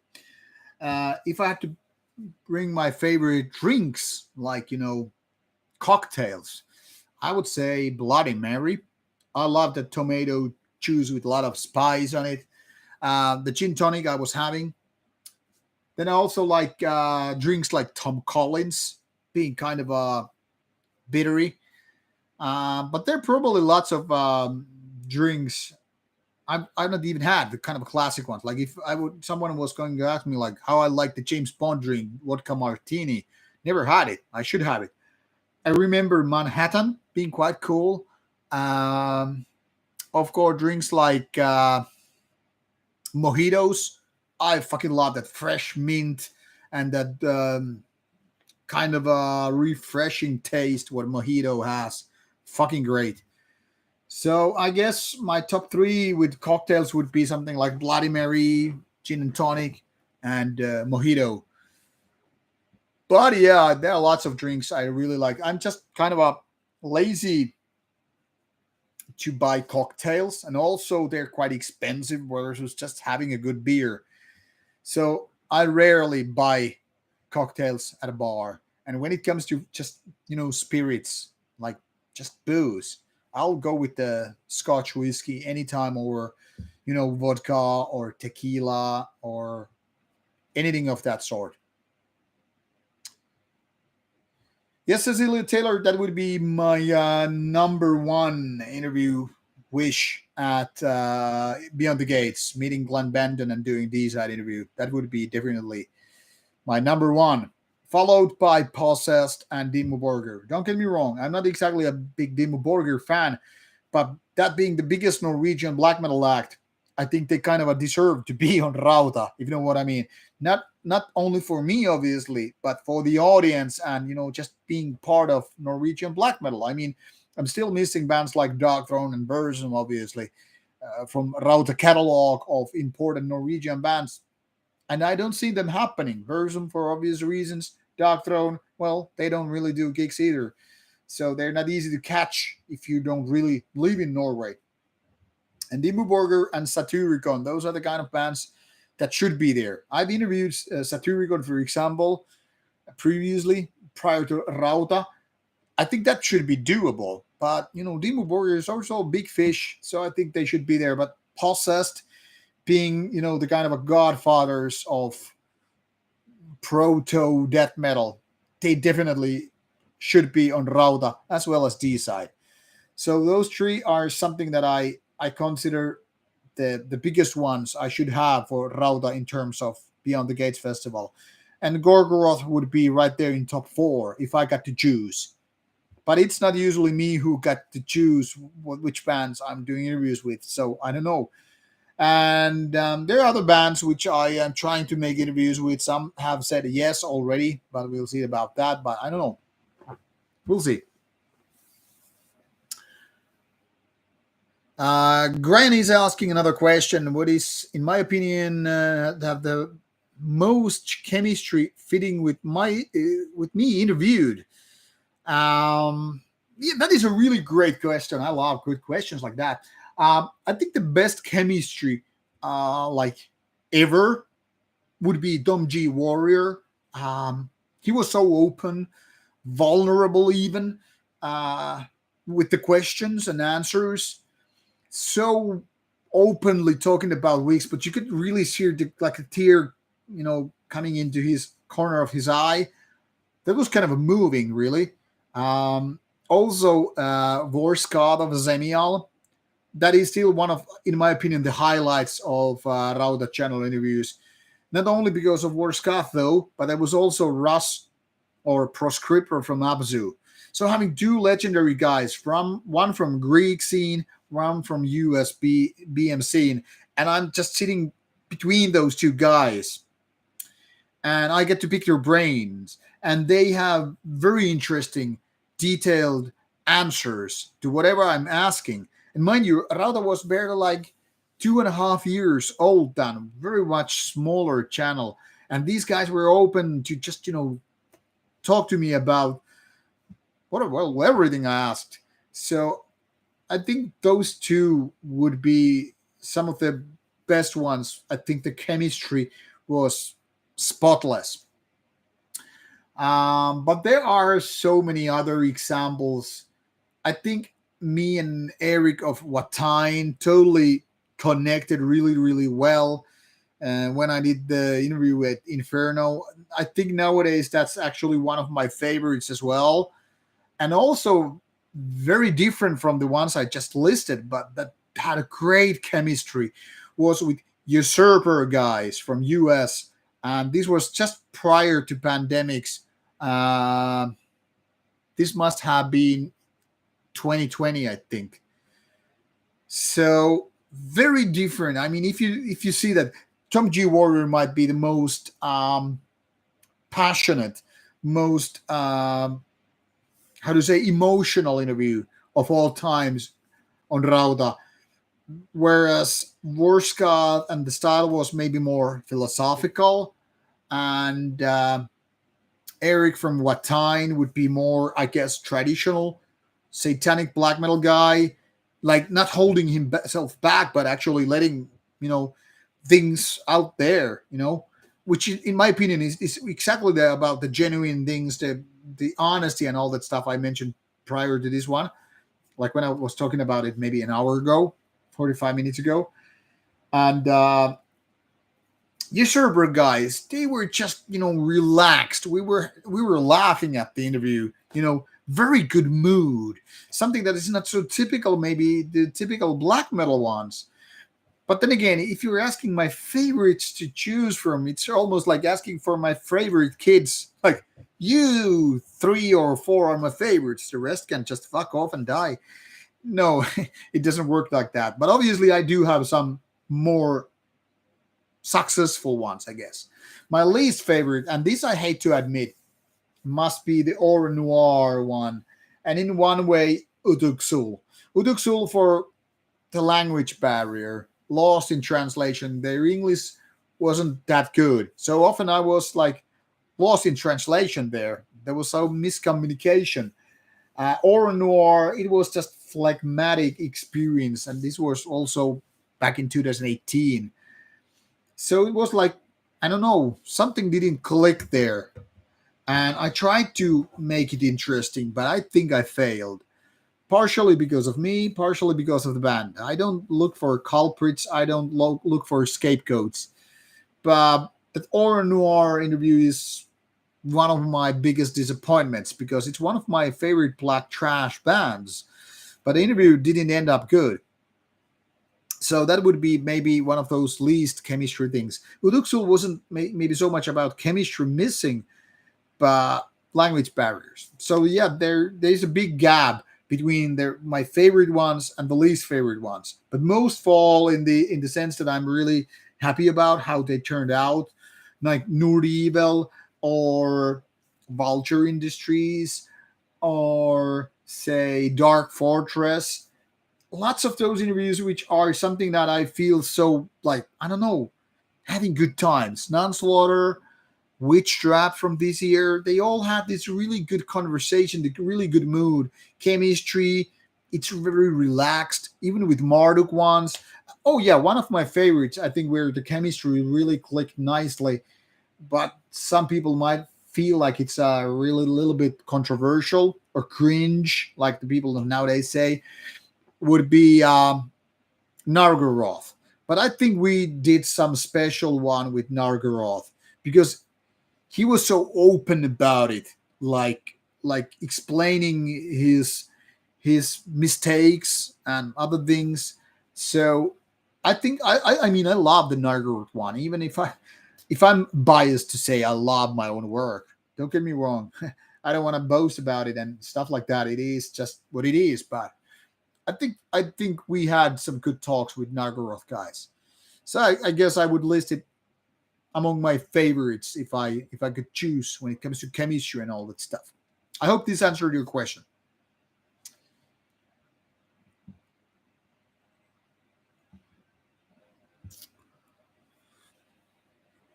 Um, Demi Fisher, of course, you can always send a specific question. I tried to do Nile interview at Inferno this year, but due to schedule problems, it didn't really happen, unfortunately.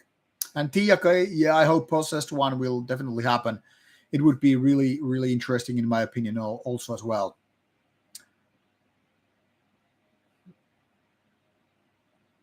Um, Lucas, I have actually done Sodom interview in 2019, so I am not going for Sodom interview this time. Hello, Slade from USA. Nice to have you here as well. Hello, Nigo. Yeah, the Tuska headline and headliners, Tuska lineup in general is fucking boring. One of the only good names is indeed Ash and Oceans, and you get to see and Oceans on other places as well. So yeah, I decided to skip it. Oh, Cecilia Taylor's, you mean werewolves from Australia? Well, that's not likely to happen since they're in Australia. Hey, yeah, I have heard that Infernus is not up for video interviews, so might be so that there will never be a Gorgoroth one, unfortunately.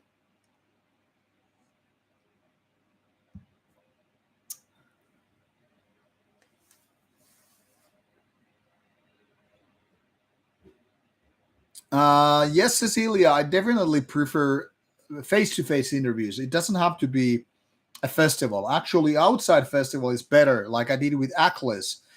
Aklis were performing one gig here in Turku. They had like I think 3 gigs in total in Finland, and those kind of events are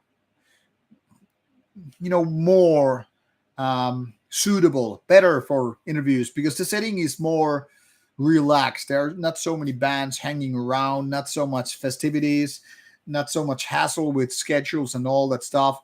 So if my if I got to choose, interviews would happen without gigs.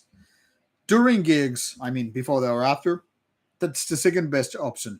Third best option when they are playing at a festival because then they are reachable. Zoom interviews is like the last resort, and at the moment, I'm not really interested in to do that because there's a different level of communications when it's from screen to screen. Like if we would be here in the same room with me, you would feel the chemistry would be different than you sending your questions to me over, I don't know, camera connection.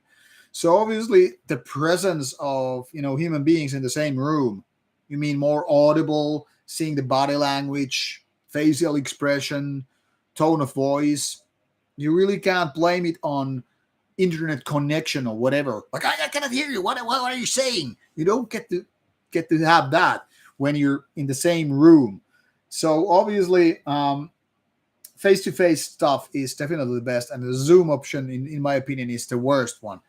But it's something that you might do every now and then, especially during the COVID years. I did a few ones like beheaded one because there were simply no other alternatives. But yeah, face to face is the one I prefer.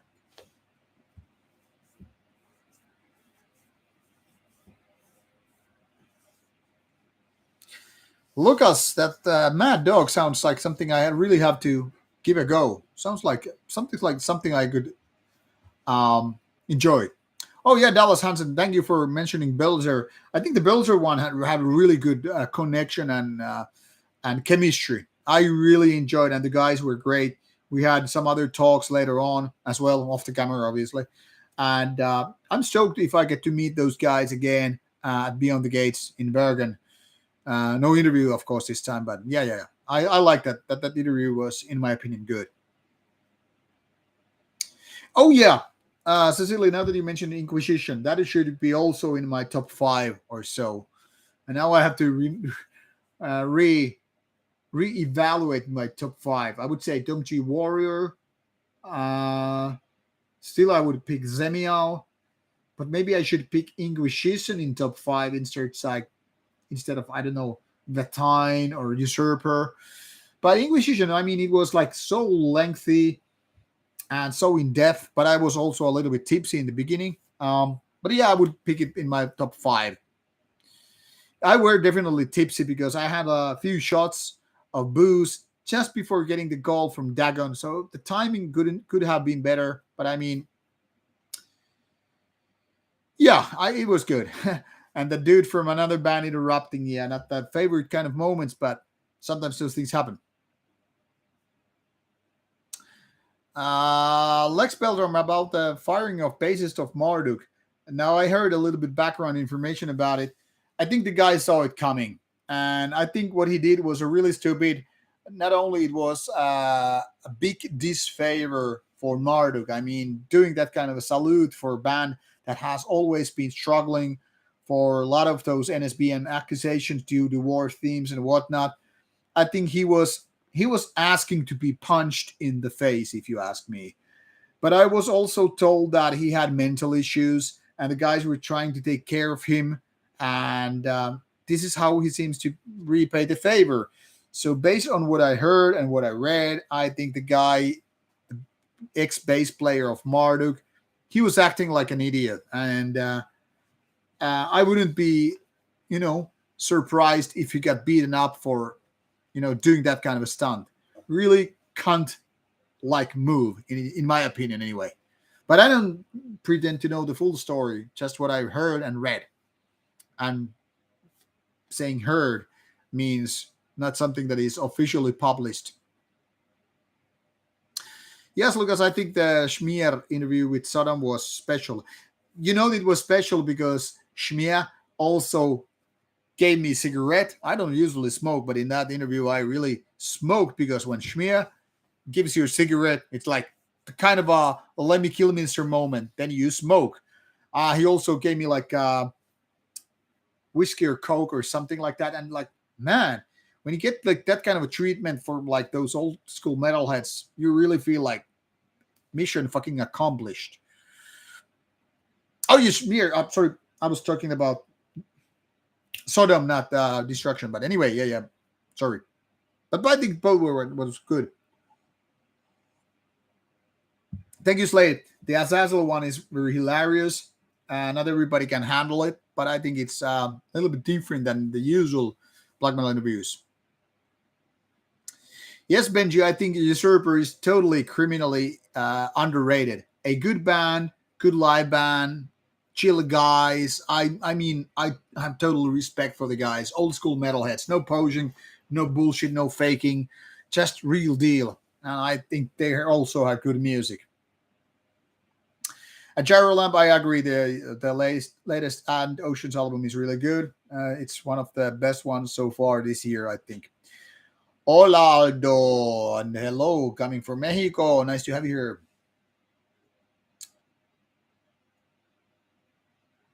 Yeah, Demi Fisher just send me the questions in Discord, but no idea when a Nile interview will be possible. I've done a Nile interview prior to Rauta in 2016, and that was before the lineup changes. So the man I interviewed back then isn't even in the band anymore. So what do you have?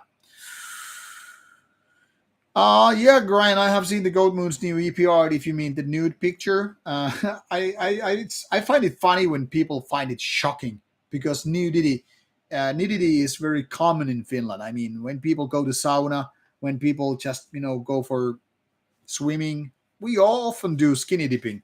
So seeing people naked, it's like, so what? But I guess then it's a lot of different from for countries for Christian morals. We're like, oh my God, goodness, there's a naked person right there. I can see the genitals. I mean, in Finland, you see genitals. You go to just I don't know, um, gym locker room, and you're like, okay, there's a naked body. Who gives a shit? I mean, it's not pornography. It's not sexual. It's just biology. We see dogs outside nude, cats. You can stare right at their a holes. That's just fucking normal to see, nude people. So Goat Moon cover, I don't understand as a Finnish person what's so upsetting. But it's a stupid cover if you ask me.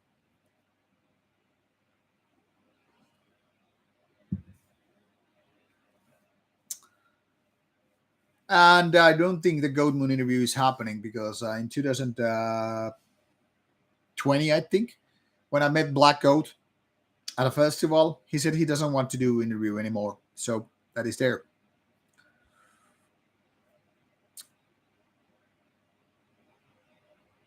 Cecilia Taylor, yeah, bring me on your homemade moonshine. We can drink together and we'll see how it goes. What is my drunkest interview? I remember like me being drunk. I've never been actually drunk doing an interview, but if you mean me, that must have been the Inquisition one. If you mean the artist, then Azazel.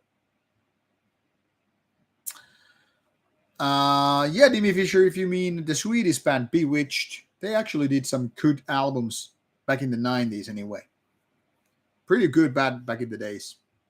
Catchy, black trashy. Um, yeah, Lucas, definitely Marduk had to fire the guy. I mean, even if they were if it wasn't kind of a working place black metal. I mean, in the world when you're facing constantly these political accusations, of course they were bound to fire the guy. But I heard the guy was fired before doing the stunt on stage. I was told that that gig where it happened, it was anyway the last gig. So maybe the guy knew it and decided to go all the way because he didn't give a fuck. I don't know. This is just a theory.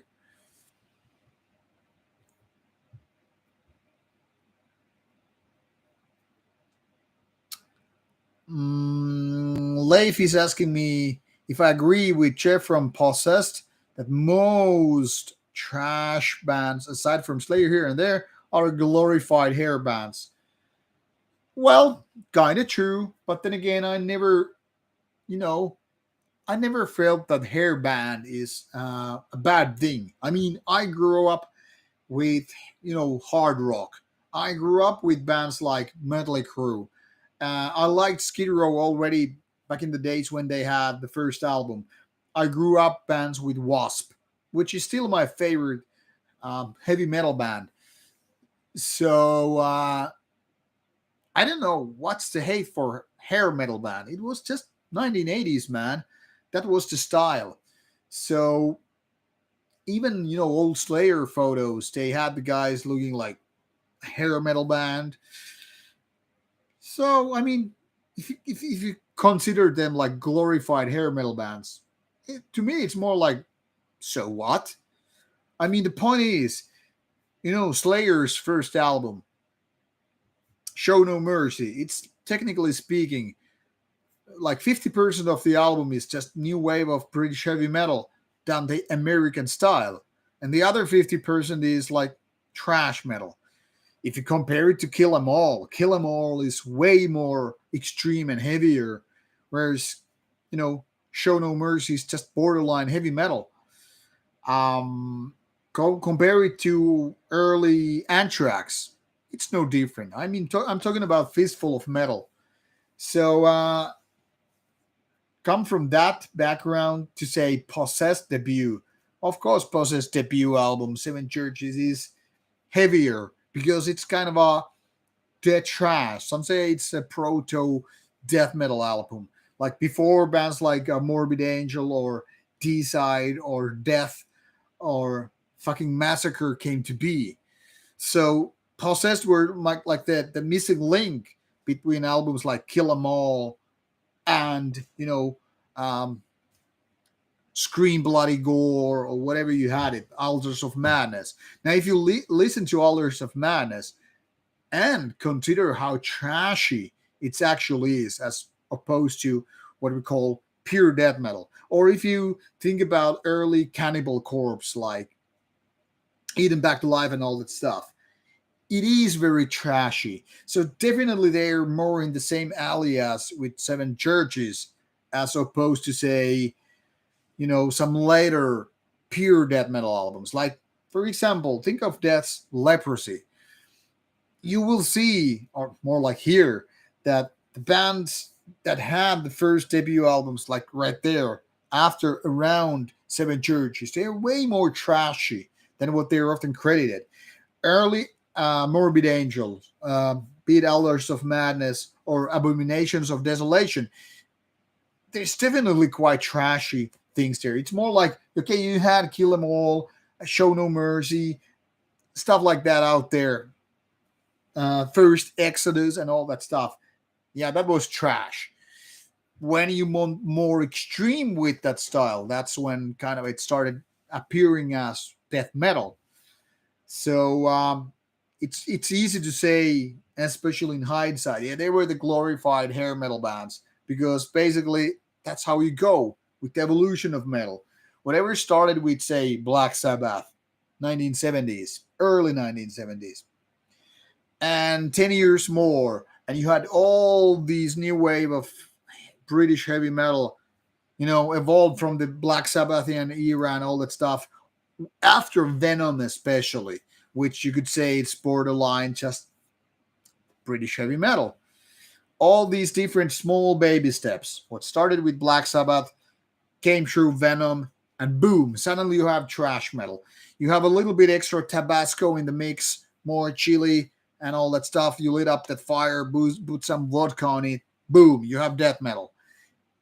Very easy steps. And at the same time, where death metal was going that direction, black metal come from the same route, going that direction. So I mean, if you really think about it, like Venom here, sprouting some different ideas, like trash metal, death metal, black metal. That's how you have it. It's not that complicated, really. And I'm not saying Venom is the root of all evil. I wouldn't even say it's Black Sabbath of that root of that evil. It would be some blues music back in the, I don't know, 1930s or whatever. It all started right there, adding distorted guitar sound, making devil tunes. There are some early samples. So if you really think about it, while heavy metal was considered to be born in, say, 1970 or so, uh, it all goes down way before, like decades before that. It was really slow start, But Black Sabbath is like the first one where it started igniting. And then when you had it ignited, it took quite a long time before it was actually extreme metal. So from 1970 to roughly 1980 something, 1981 or whatever, you really had this long ignition phase from heavy metal to something extreme metal. And then it goes all boom, like explosion in different places. Here you have trash metal. Here you have the death metal. There's some black metal. And suddenly it goes different. And then you have, of course, later on bands like, okay, there is already death metal. How we can make something more brutal than death metal? Let's make it brutal death metal. And suddenly Cannibal Corpse is like, yeah, it's just death metal. This is the brutal death metal. And then you have some slam bands. You get the idea. I mean, simplified version is to say, I get what Jeff means by glorified hair metal bands. But then again, you could really say that a lot of things like every pioneer sounds a little bit lamer than something that came later on because, the boundaries need and shall be pushed and will be pushed. And now you just see it in the bands like Lorna Shore, where you have the big budget heaviness. And in many ways, they are more extreme in sound anyway and music than a lot of earlier extreme metal bands. Now, you might not like metalcore, that's one thing. But if you really think about the heaviness combined with the great vocals, various styles, technical aspects, how they drift from one style to another, you really can't deny that they are very extreme in what they do. Another question is, are they good? In my opinion, not so much. But I mean, I kind of get it why they're getting the hype and the success. This is just how it goes. And this is where we get kind of a boomerish. This isn't my metal anymore. I'll go stick with the 1980s and 1990s kind of a music. Every generation, every era, every phase has their own favorites. And some people would say, yeah, it all went to shit after Venom. Some people would say, yeah, it all went to shit after 1998 when Norwegian black metal bands become lame Matrix bands. Some people will say in the future, yeah, it all became as like a turd after Lorna Shore left the scene. We all have the same. Some people might say, yeah, Black Sabbath is the only real metal band. Everything else after that is poser shit. My point here is everybody seems to think, well, not everybody, but most people seem to think that only their era, whenever they discovered metal and started liking it, like, that's the shit. Everything before that, too lame. Everything after that, poser shit. Now, if you have people staring at the 70s or 80s or 90s, early 2000s, 2010s, 2020s, they will all have different answers. And everybody's vouching for their favorite horse. This is the shit. No, this is the shit, says another guy. But you can only argue about it as long as you want.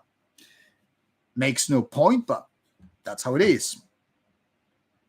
Yes, boomerism is natural in the sense.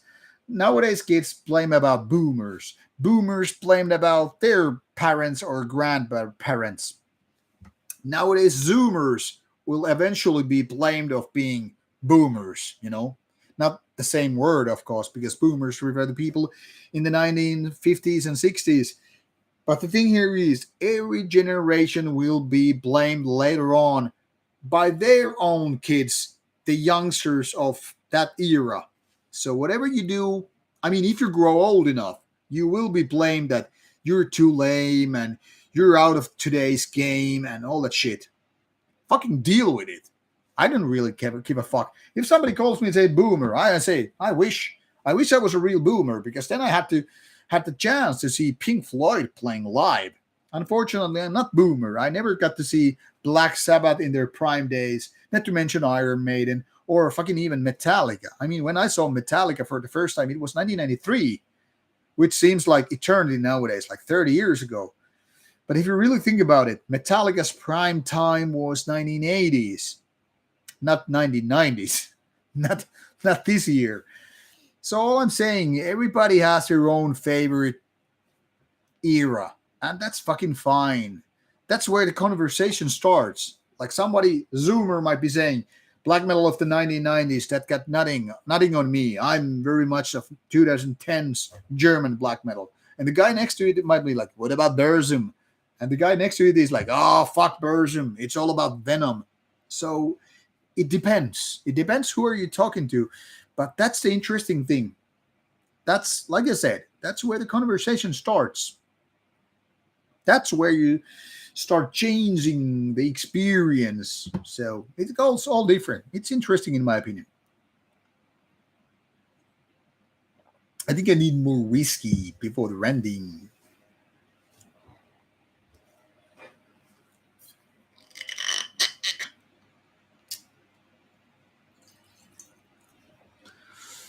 All right, 2 hours in. I think it's time to start um, finishing the stream soon. But first, I will um, reading your final comments and all that stuff before I will be going to do some gaming streaming. So yeah, we'll be streaming more, but on Rauta Beyond channel side. Um,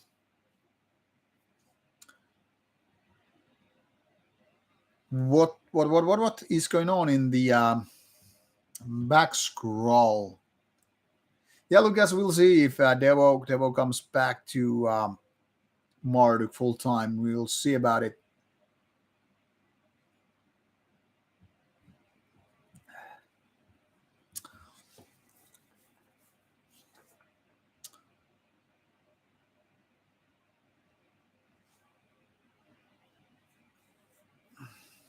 Hello, Erno Domokos. How is Vienna doing today? And Lucas, yeah, I mean there are always demos, which some say, yeah, that was before that and did.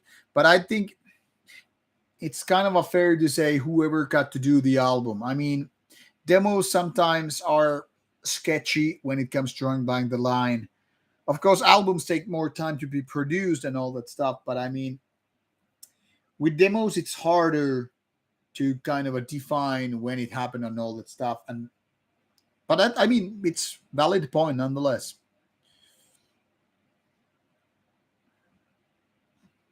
But what is more extreme? That's a kind of a hard topic, really.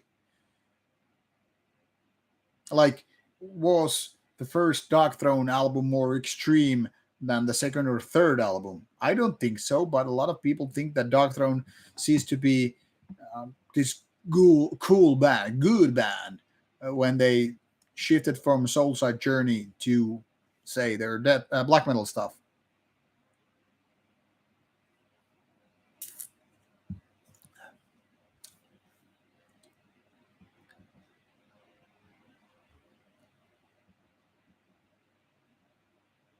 I must say, now that you mentioned Budgie, I've heard the name so many times, but I never listened to them.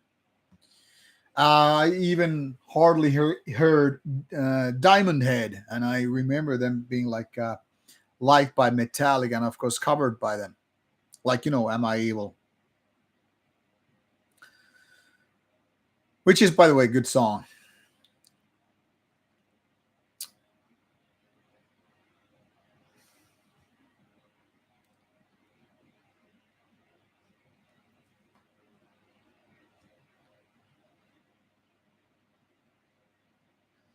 Yeah, that was about the Marduk guy. I mean, of course, when you join a band like Marduk, it's more than just some random band, because they're touring all the time, they're doing albums and all that stuff. So um, I don't know how strict their rules are, but obviously you don't get to fuck around with those kind of gestures on stage, especially when we're living in so volatile, easy to be ignited world of politics and cancel culture and all that stuff.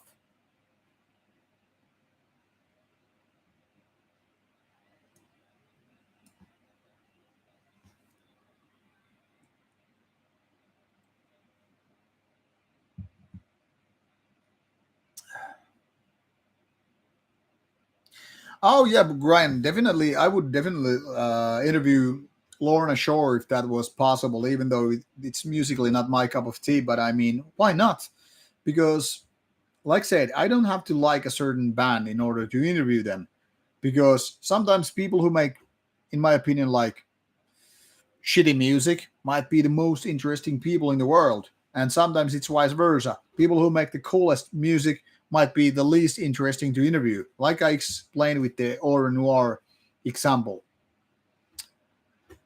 Ancient Monolith, that question is so vast, like opinion about recent black metal bands. I guess it depends what you count as recent. Past 10 years, past 5 years, past 2 years. Um, Let me put it this way: most bedroom black metal bands, most solo project ones, they kind of a suck because there's only one person to be, you know, blamed for the music and all that stuff. But there are lots of good black metal bands these days. I mean, rather recent ones. But only time will tell how well they how good they will be with more and more albums out and touring all that stuff. So it depends. Oh yeah, Nico was asking what kind of whiskey I'm having. This I bought from Gibraltar. It's here Douglas Lange's. I don't know how to pronounce it. Provenance distilled here by Kalila. Kalila just happens to be one of my favorite Scotch whiskies, along with Lafroig, and Lagavulin. So there you have it. Refreshing in Vienna, I don't know. Nice to have. I've never been to Vienna. Would love to visit the city someday or the country.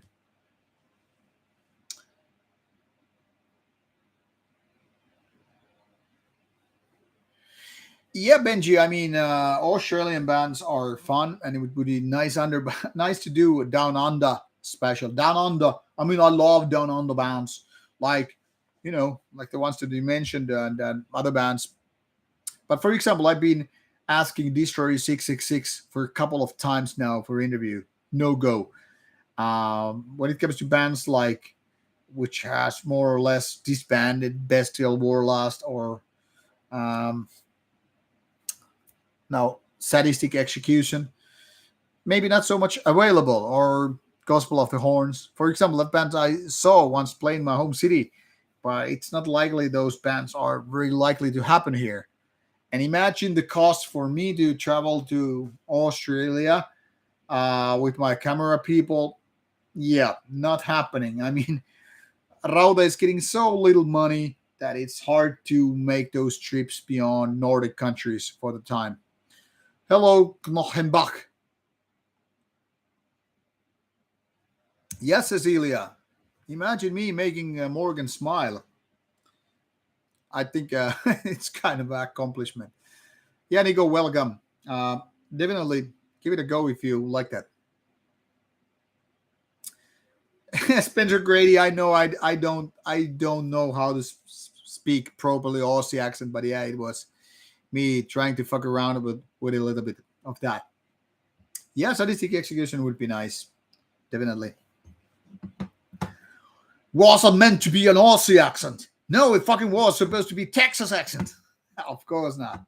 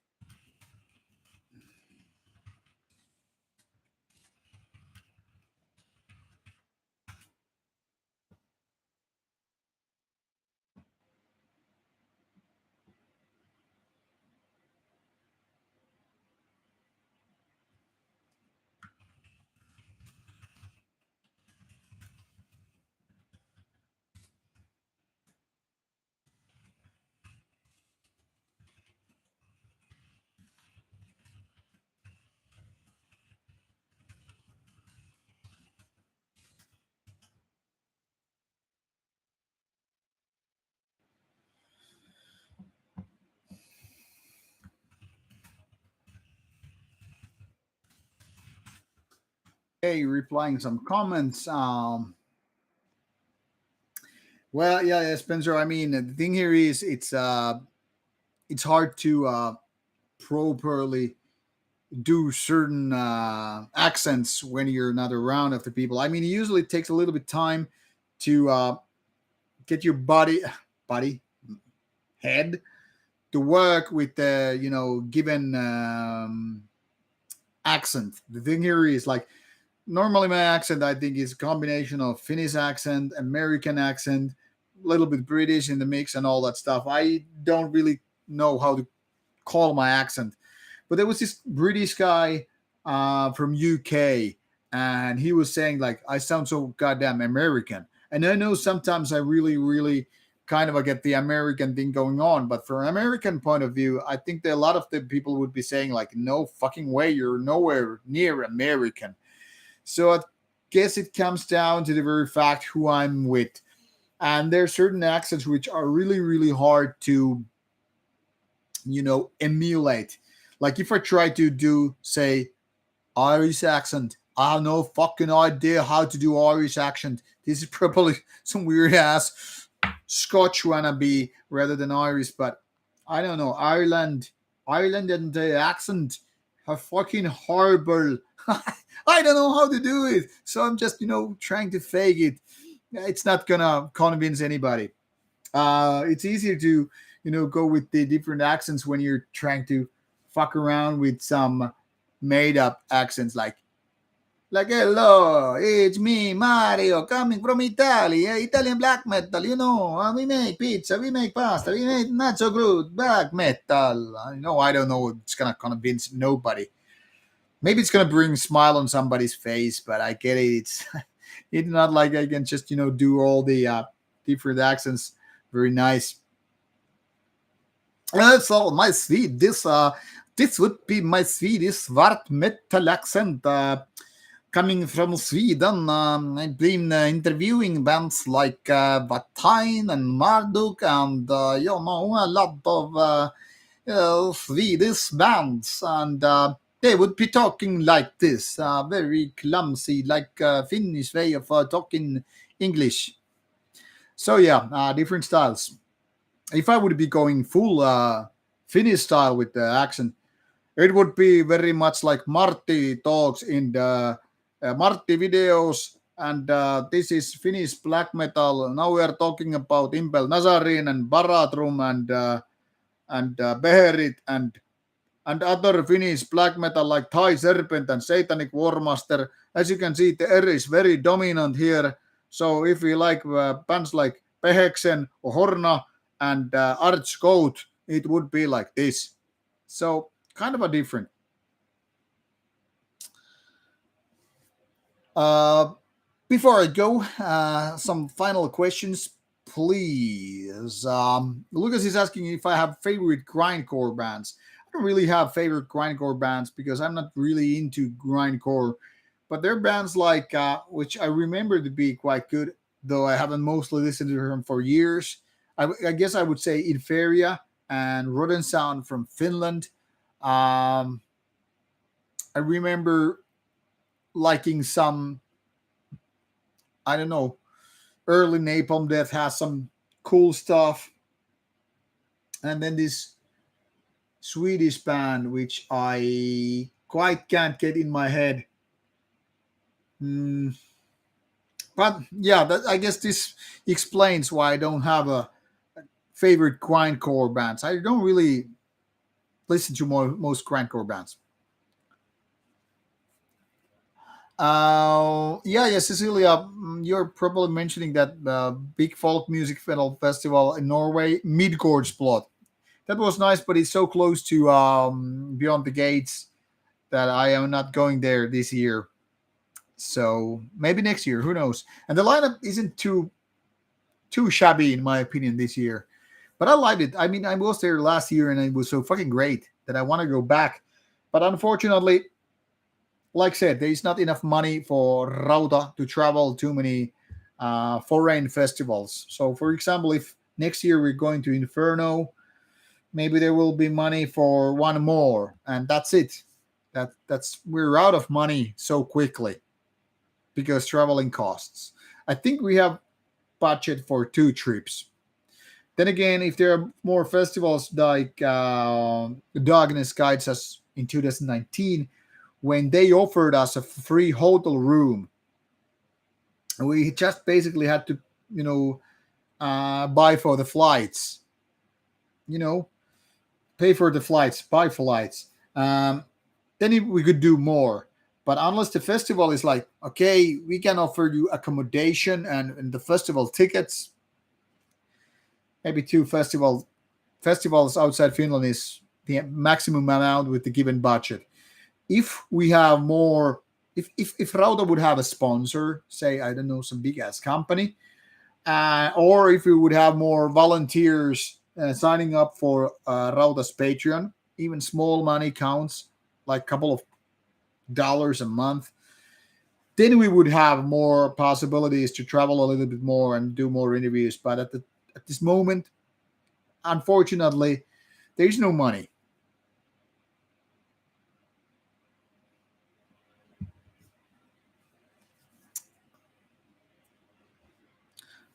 Oh, Spencer, crazy your English accent, but English, England has many different accents, so it's fun.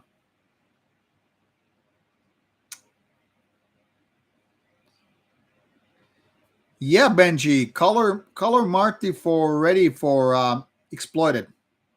I Trevor Lamp. I think Marty has gone somewhere, but I think he will resurface with the next festival.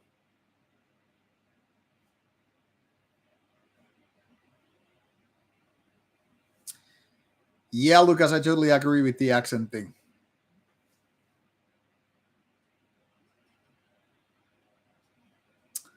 Oh, I know that's pretty interesting. Nigo, I totally get it. Yeah, yeah, yeah. It's good. All right, guys. I think this is a wrap. 2 hours and almost 17 minutes now. People are already vanishing from the stream. They got better things to do than hear me ramble with weird accents and shit. Um, I think the next stream should be roughly mid-August. Let me check out the calendar. Helsinki Metal Festival is 11th to 12th of August, which is exactly 1 week after um, Beyond the Gates, which is from 2nd to 5th of August. So 2 first weekends are no go for streams because I'm doing festivals. I'll mark it on my calendar right now. That okay? Give me a second. That we'll do a monthly stream, and if things go as I am planning, we should have the next stream for 19th of August, because the rest of the July makes no sense. This is already July, and 5th and 12th of August I will be at festivals. So mark it on your calendars if you're ready for next stream, that it's supposed to be 19th of August. So figure out your next questions, and then I should have already some information to recap a little bit of those festivals. So I think we're ready to talk about how the July was, how August with festivals was, and then I know which bands I have already interviewed. I can announce them those days, and supposedly to do my post festival recaps as well. I think I need to start planning them as well. So now you have something to look for. I don't know. And once again, join Rauta's Discord for daily chat, and consider random donations for Rauta's PayPal. Consider becoming a Rauta's Patreon supporter, and just feel free to contact me on Facebook, Discord, Instagram. email if you need to ask me something, suggest me something, or whatever. Now I will do some stuff by the computer for a while, reply some emails and what the fuck, and then I will be heading on my PS5 to continue with Gods of War Ragnarok. Sign up for my other channel, Rauta Beyond, if you want to check out my streams and also my movie, TV series, videos, and whatever, and even my drone videos, which I should still be uploading from Spain when I have done editing them. And that will be the secondary channel for all kind of random non-metallic content. If you are into that, check out the channel. If not, well, don't. All right. Thanks for your time here. And thanks for the questions. It's always fun to reply you, answer whatever you have in your mind and all that stuff. And yes, tell us. Doctor interview is still very much in my hopes. I don't know when and where, but I try to do it someday. And Tia, it's going to be a challenge. I hope to see you there, maybe with some beers and whatnot. Tossing our clothes into the sea and go skinny dipping. And all that stuff. Thank you, Nico. Thank you, Tia. And take care, people. Be kind to yourself and to your friends and like-minded people. Bye-bye.